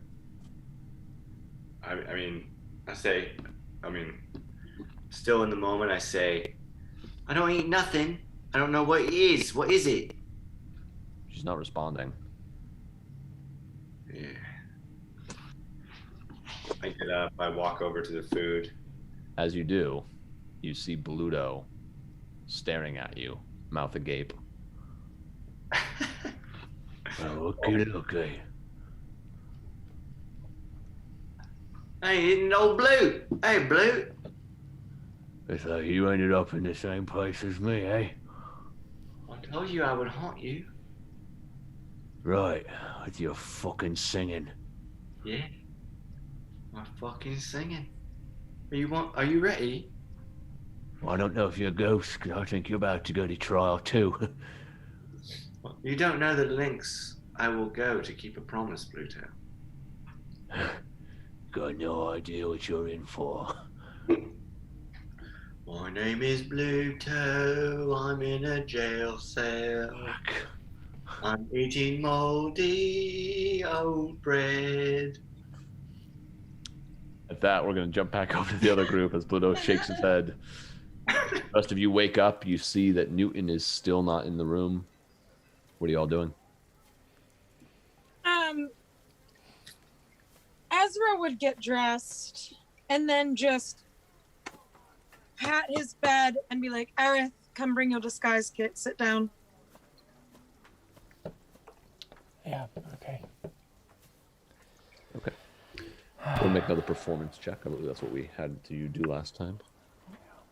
While they're talking, I'll go over to Stiki and be like, "If Stiki up." Yeah.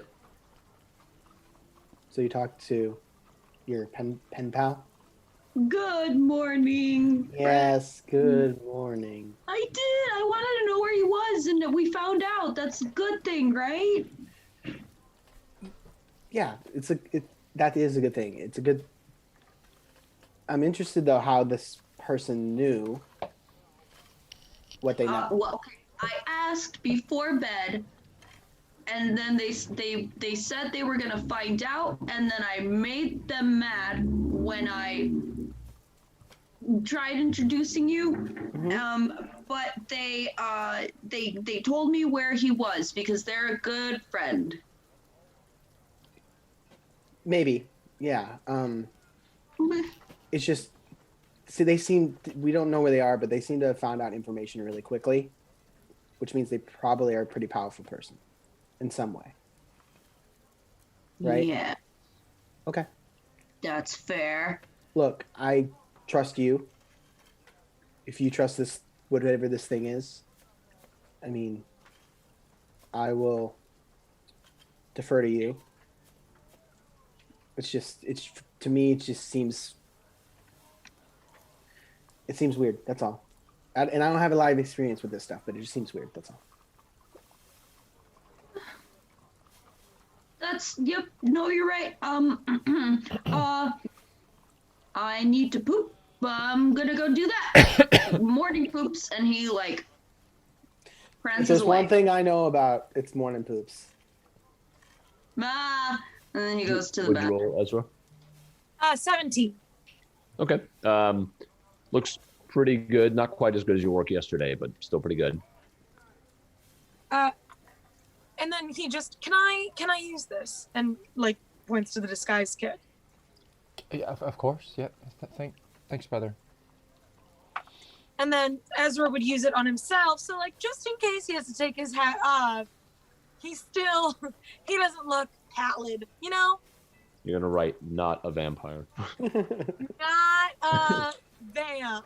Yeah. Thought he was, but then I read his head.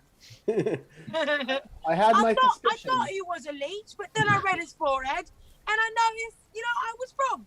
Not me. No way, bro. Not me. I always have my suspicions. My accents suck. It's 14. Okay, looking at it in the mirror, getting other people's perspective on it, you get the sense it would take someone really kind of studying you to maybe see through it. But you think like at a passing glance, you'd probably be fine. And then put the hat on over it to be like. Gotcha. Okay. What are y'all doing, Stiki? You get back from your, or you go down to do it? Is there anything you're doing, or are you actually? Yeah, I'm not pooping. I'm fine. I'm gonna pull out It's the okay paper. if you are. It's okay. Thank you. I really appreciate that. Thank you very much. It's okay. All right, you head downstairs. You pull out the paper. And Stiki says, "Good morning, Fred. I'm really, really sorry for making you mad last night." You continue to tell all of your companions about me. Oh, I didn't know that was off limits. Okay.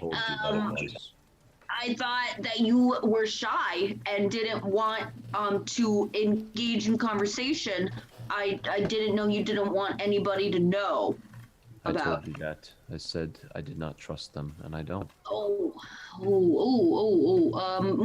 I'm sorry. Again. I'm helping you find your sister. I helped you find your friend. And you're continually betraying my trust.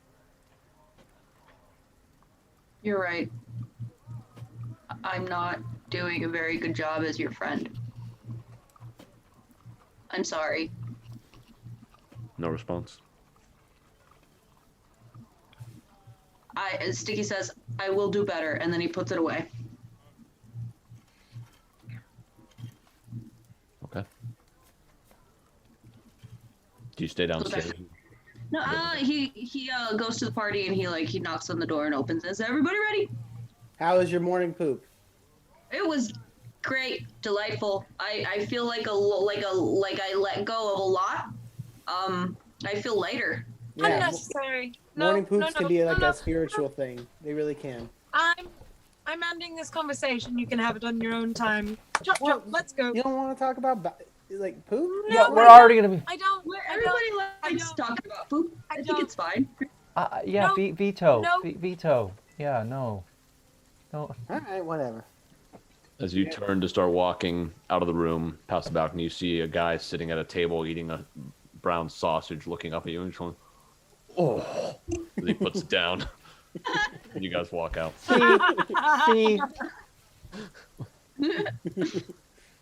You guys make your way out. You see that there are a decent amount of people out and about. Some people are still setting up for the festival, but you also see some people starting to make their way towards the Burgomaster's mansion, or more particularly, the Reformation Center. All right. Oh. Head that way, I guess. Yeah. You think they'll just like let him go if we give them enough gold?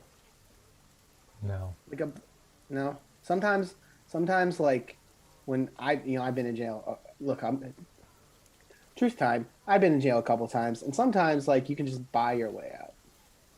That is a legitimate idea. However, I don't get the feeling that the Burgomaster is that Exactly. type. Yeah. So, All right, it's just a thought. it's a good thought. I unfortunately don't think it would work this I time. wonder what he did. Whatever. Let's go. All right, you guys start to make your way there.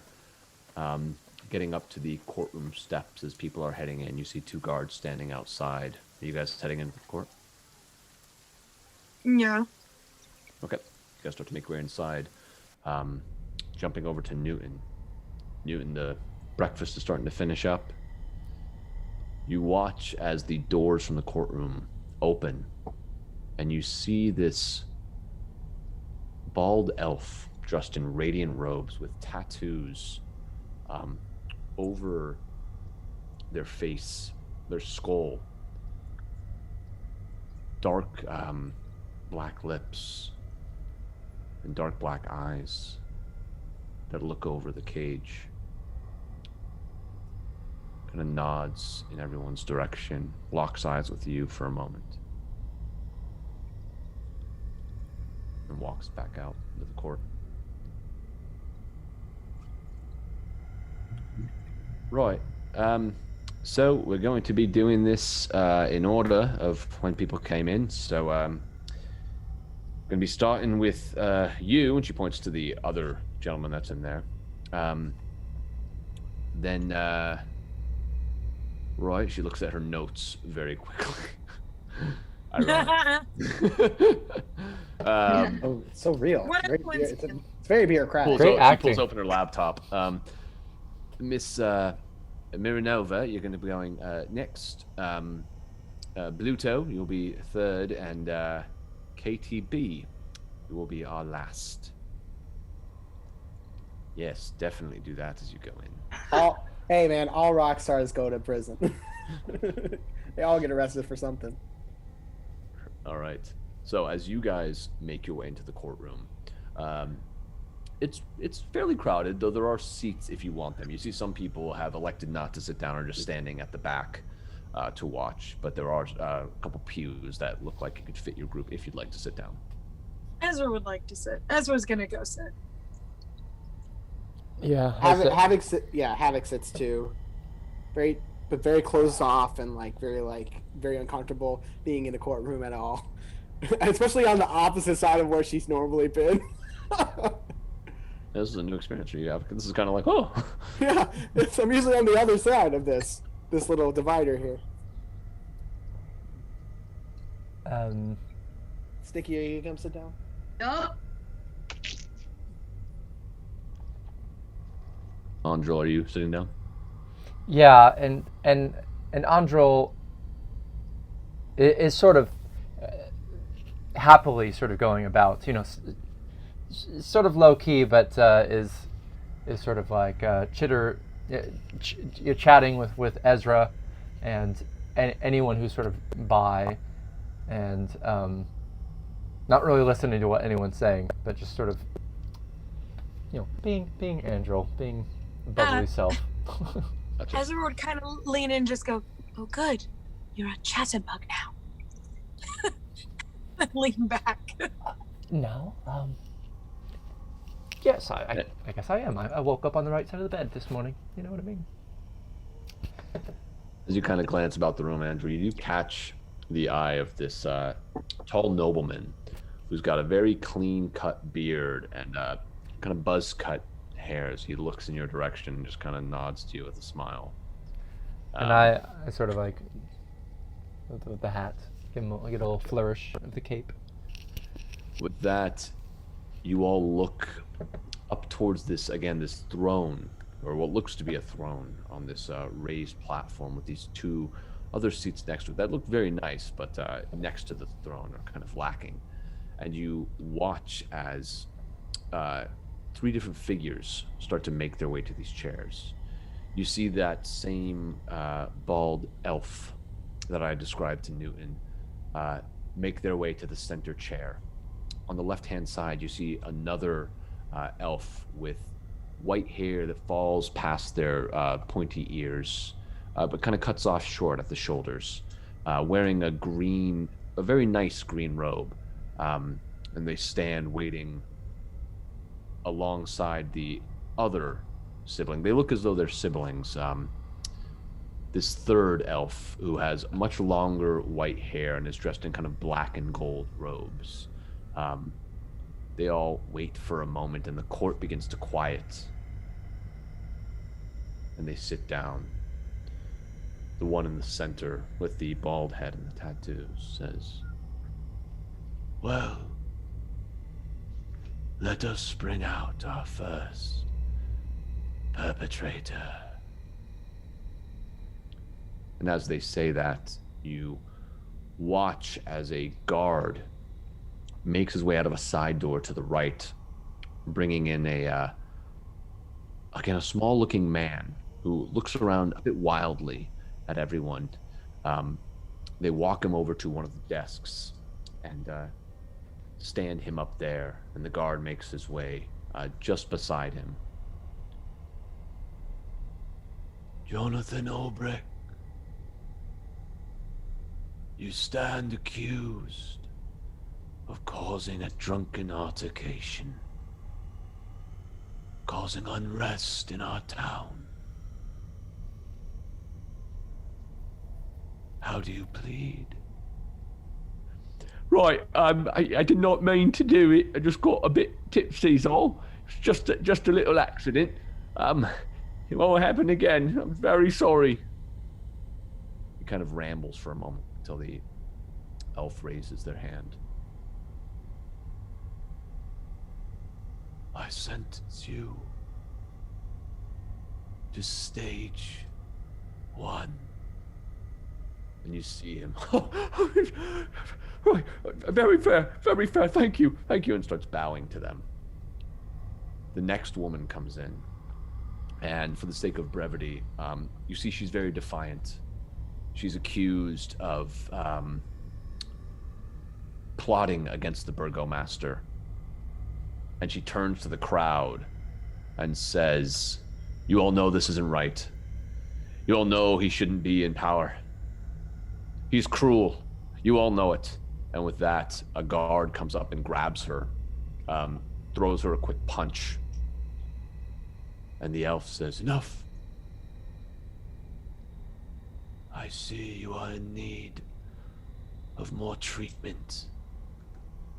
Does it? I sentence you to stage 2.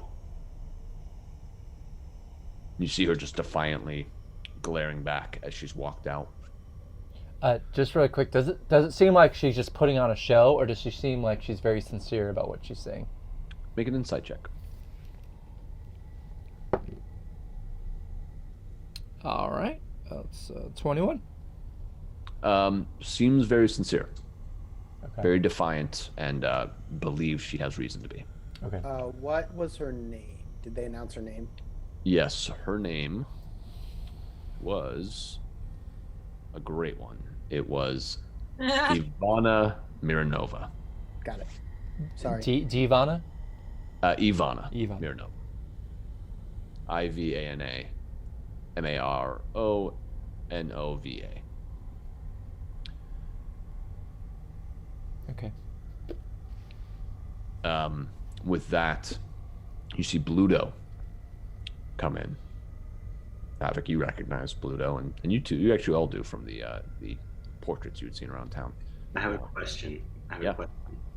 How far away are the jail cells to the courtroom? They are about 20 feet. You also see a doorway that goes to the right. You've seen some guards come through there throughout this morning, and you see a doorway to your left. Okay. That's all I need to know. Thanks. Continue. Okay. There are 3 guards in that room. That's great. Cool. Just checking. All right. That's great, he says. Yeah. Okay. Bluto comes out. Oh, fuck. And you hear a similar, "You are charged with attempting to drown a young girl. And for causing trouble at the Wolf's Head Jamboree. How do you plead?" "Well, I am not guilty. Not guilty." Is there anyone who has defense for this man? No one says. I said defense? No, he didn't. Can I do offense? I sentence you to stage 2. I cast Minor Illusion.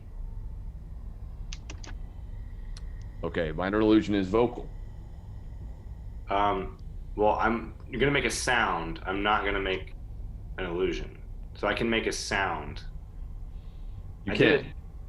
did it like a long time ago where I made a dragon make a noise from far away. It was like the first thing we ever did. What I'm gonna do is make a heavenly angelic voice come into the courtroom. Okay. And it's gonna be like, it's gonna say something like, Bluto is a child rapist. He steals little girls. There's more to this story, Judge. Dig deeper. So it can range from a whisper to a scream. I don't know if you can cast it to like say a message like that, to like sing a song. Any of my DMs know if is that accurate? No, I'm looking it up. It's a here. cantrip, right? Yeah, it's just a cantrip. I don't think it would be that powerful. It says duration of 1 minute, so. Right, but It a says whole create message. a sound. Yeah, a sound, yeah. It has to be like Well- one singular thing. I'll make a ruling on it, and I'll look into it more. That you can get a lyric out. You can get like a line out. A line. But you can't like just keep making. It does say the sound continues unabated throughout the duration. Yeah, no, I got you. Okay. That's my ruling for now. All right. Okay. So you could keep casting it if you wanted to do the whole thing, but that's true. I'm just gonna say the line is, "This motherfucker's a child rapist," and it's just gonna like be perfectly in tune, and in tone, and angelic. Okay. Okay. You do that. You see a lot of the. Oh, actually, you don't see this. But you in the courtroom see a lot of the guards begin to kind of seize up, and Bluto says, "That's not true. That's that Kyle the Bard in there. He's doing this." I think Ezra from the Kyle the Bard. Who is your master? He's like, Kyle the Bard, and I said, oh no, fuck no. Doesn't respond. I think hilarious he just refers to him like so casually, like. Courtroom is getting a bit antsy as the noise continues. You see one of the elves wave their hand, and it stops. You see the doors, Newton's Bluto is pulled back in and taken through the doors on the left-hand side. With that, 2 guards walk up to you. They open up the prison cell. Right, we gotta put these manacles on you. All right, sure. Yeah. Behind your back, please. Lock you up. They walk you out, and you all see Kyle the Bard. KTB, baby, KTB. Kyle, you get walked over to the table, you get stood up, much like you've all been watching this whole time with everyone. As you do, a figure enters from the back of the court. You see the Burgomaster, Vargas Velakovich, and Ezek walking in. They make their way to the opposite table. This can't be good. Ezek's smiling at you, Kyle, as he walks by. Hey there. You sleep good? As good as you, like a baby, like a baby. All right.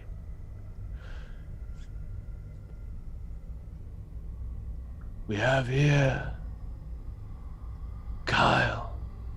How do you be dramatic?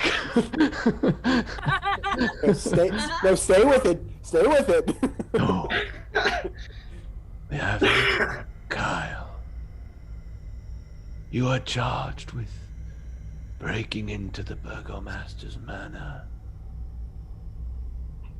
casting magics at the Burgomaster's guards, sneaking around, and lying to the Burgomaster. What have you to say in your defense?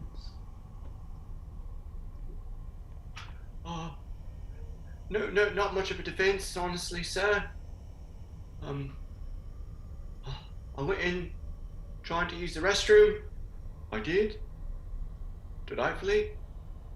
And then I got curious and walked around the manor and looking to steal some wine. I'm sorry. There's only so much bullshit I can fucking hear. You see, when we caught him, he's been changing his story every time. What? First it was he just wanted to use the restroom. Then it was he was looking for wine. And of course he said that after he tried to magic me. Ain't that right, Kyle? I was just trying to get away. I think this one has a problem with telling the truth. With being an honest, upstanding citizen, like so many that I see here today. And he I'm turns being out to real the honest crowd. right now. Turns out to the crowd, and you see some of them start to, yeah! Just, you don't know if it's out of fear or out of actual loving for the Burgomaster. I would say he is in some definite need for reform.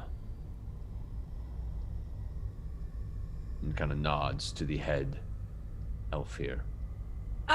Ezra would lean forward, and he would just, Your Excellencies, if I may. You see them, Ezek, turn with a scowl on his face. The Burgomaster looks more shocked than anything. The elves look like they have no change of expression whatsoever, almost as though they expected this. If this man was breaking into you, sir, I did not say that you could speak. Oh. You said if I may, you didn't even wait. Did you?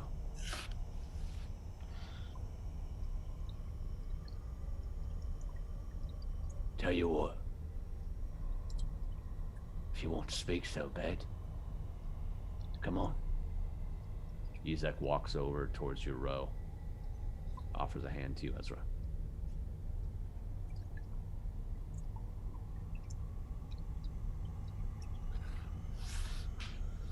He grips it too hard as he guides you out. I think very quietly, so only he could hear you just, you want to be rough with me, take me to dinner first. You might want to take your head off in court. Not put light. See, Ezra knew! So, Ezra would take his hat off, and he just,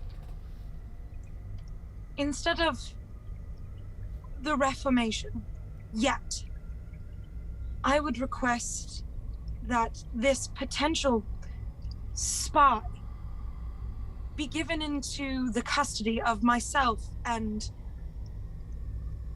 my companions. So We have a way. He might be a spy. I do, given that he was breaking into the Burgomaster's home. That is my assumption, yes. And why should I trust him with an outsider? Kind You of have gives you our trust. a knowing look. We are willing to do all we can for you, sir. Make a persuasion check at disadvantage. Disadvantage? No.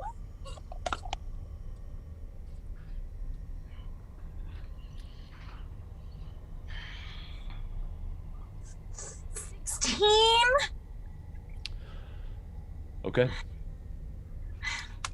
It was a 10. I just have a nice plus. He looks at you hard for a moment, trying to figure out what you're doing.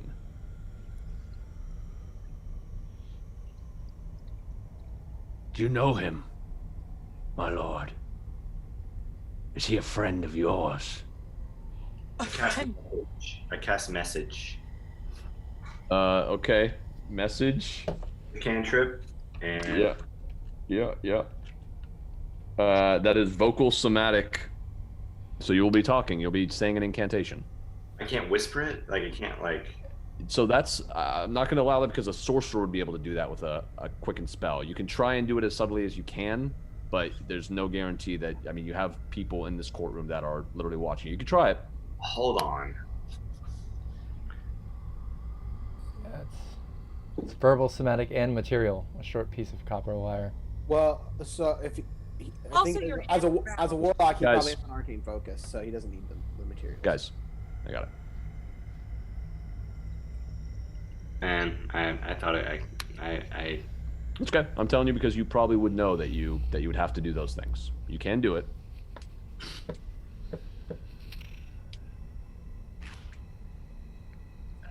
I can't say that I'm like. Can I be stealthy about? You can absolutely try, but you're going to be talking and you're going to be using your hands and doing stuff. So there's not really a stealthy way to do it. You can hope that people aren't paying attention to you, which right now it seems like a lot of people are looking over towards Ezra, but you know. I'll let it go. I'll let it go. Okay. Ezra, just friends. No, I have seen him around, and if I'm not mistaken, I think didn't he help bring in Bluto? It seems like he's trying to entrench himself here, make something of a name of himself in this town. I think before Reformation, not necessarily ending it completely, but just before Reformation, if we could try to get some more information out of him. And I know my companions and I are rather good at it. I don't think you're better than us. He looks over to the three elves who nod. But he did bring Pluto. Perhaps just as a mean of getting in your good graces, sire. Perhaps indeed. But we'll see what he knows. Whatever it was you were going to give him. Looks back to you, Ezra. Knock it down a peg. As you wish, my lord. We sentence you to stage 3 Reformation. The court is adjourned. You watch as the guards come and grab Newton. Newton, they start to walk you back the way you came. You see the elf looking at you, whispering to one of the guards as you go by. What are the rest of you doing as everyone begins to file out of the courtroom? Ezra would just kind of sigh, settle his hat back on like he's getting ready to leave, you know? Stiki taps on Ezra's shoulder and says, "Was that good? What happened? I don't get it. What happened? Everything okay? Did we win?" Okay. He's not gonna answer me. Andrew goes over to Aerith and kind of looks about and says, "Oh, feeling quite altruistic today. A reformer yourself, huh?" Ezra? I was gonna say, So what Andrew did I goes say? over to Aaron? I was like, Andrew goes over to Aerith? Like, Oh. he's playing both of them now? Holy Sorry. shit. No, Ezra. It says, Almost blew my mind. feeling you're quite the reformer yourself today, huh? Shh, until we at least get some privacy. God. I mean, I haven't seen this man at all. It's quite I'm gonna interesting. lean over to like someone else in the crowd and I'm gonna ask, how bad is stage 3? They look at you. Now we're gonna cut over to Newton. Newton, the guards walk you into the doors on the left-hand side. You see this large main hall. Looks like it's the main walkway of the building. You also see a wide staircase that takes up the center of the room, and this is what they start to walk you up, these two guards that are with you. You are still manacled at this moment. They lead you up the stairs, and you see a door directly in front of you, where another guard is standing. And he says, all right, I got another one in here. The guard who's walking you says, no, that's all right. They want to start his now. What's stage 3? What's that mean? Come on. They walk you to a door on the opposite side of the stairs. As you head in to this room, you see darkness clings to the corners of the room, almost like a curse. Heavy black curtains separate the space and warp the walls, making the room seem somehow unstable. The entranceway contains shelves stacked with small, cloudy jars on one wall and a shield with the coat of arms on the other. The central chamber contains a single chair that is mounted to the floor. You see leather straps attached to the armrests and legs of the chair.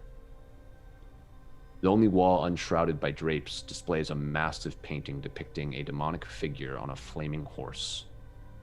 The figure smiles cruelly and clutches the mutilated corpse of a human, while other witnesses flee in terror. The guards walk you in and they take off your manacles and sit you down in the chair. Start to strap you in. As they do, you hear the door open again, and you see the 3 elves walk in. That's enough. We'll take it from here. The guards head to the doorway and walk outside. Hello, Kyle.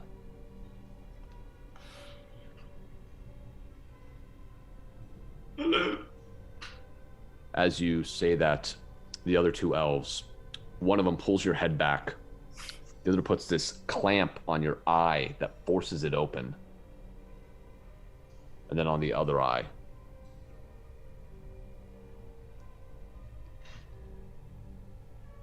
I know this seems painful, but we are here to make you better.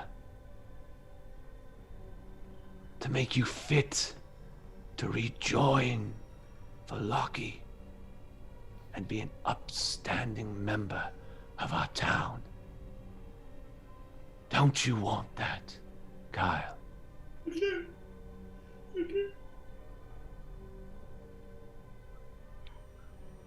Yes. Why do you do bad things? Kind of strokes your hair. He says it. I don't know. Do you serve him? They gesture to the painting on the wall. Oh, no. Would you ever serve him? No, I will not ever. What if he could get you out of here? I don't want to be with him. Ever. I suppose we'll see if that's true. They walk behind you. You can't see them now. You can feel their presence, but you can't see them. I need you to make a wisdom saving throw at disadvantage. Oh.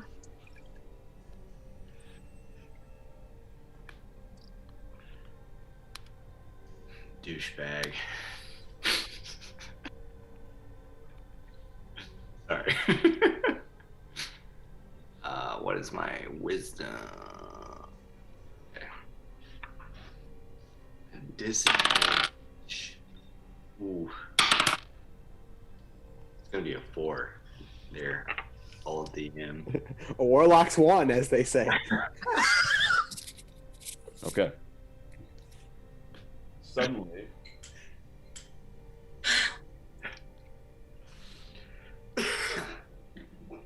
the room goes dark.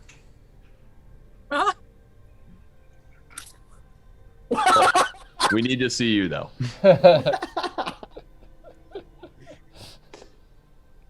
You look around, Kyle, and you don't see anyone. You're not in the chair. You look down, the straps are undone. So sorry, you are in the chair, but the straps are undone. The metal things that were holding your eyes open are gone.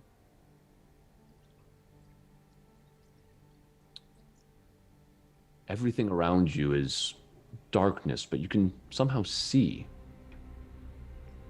It just goes on, this infinite darkness. Then,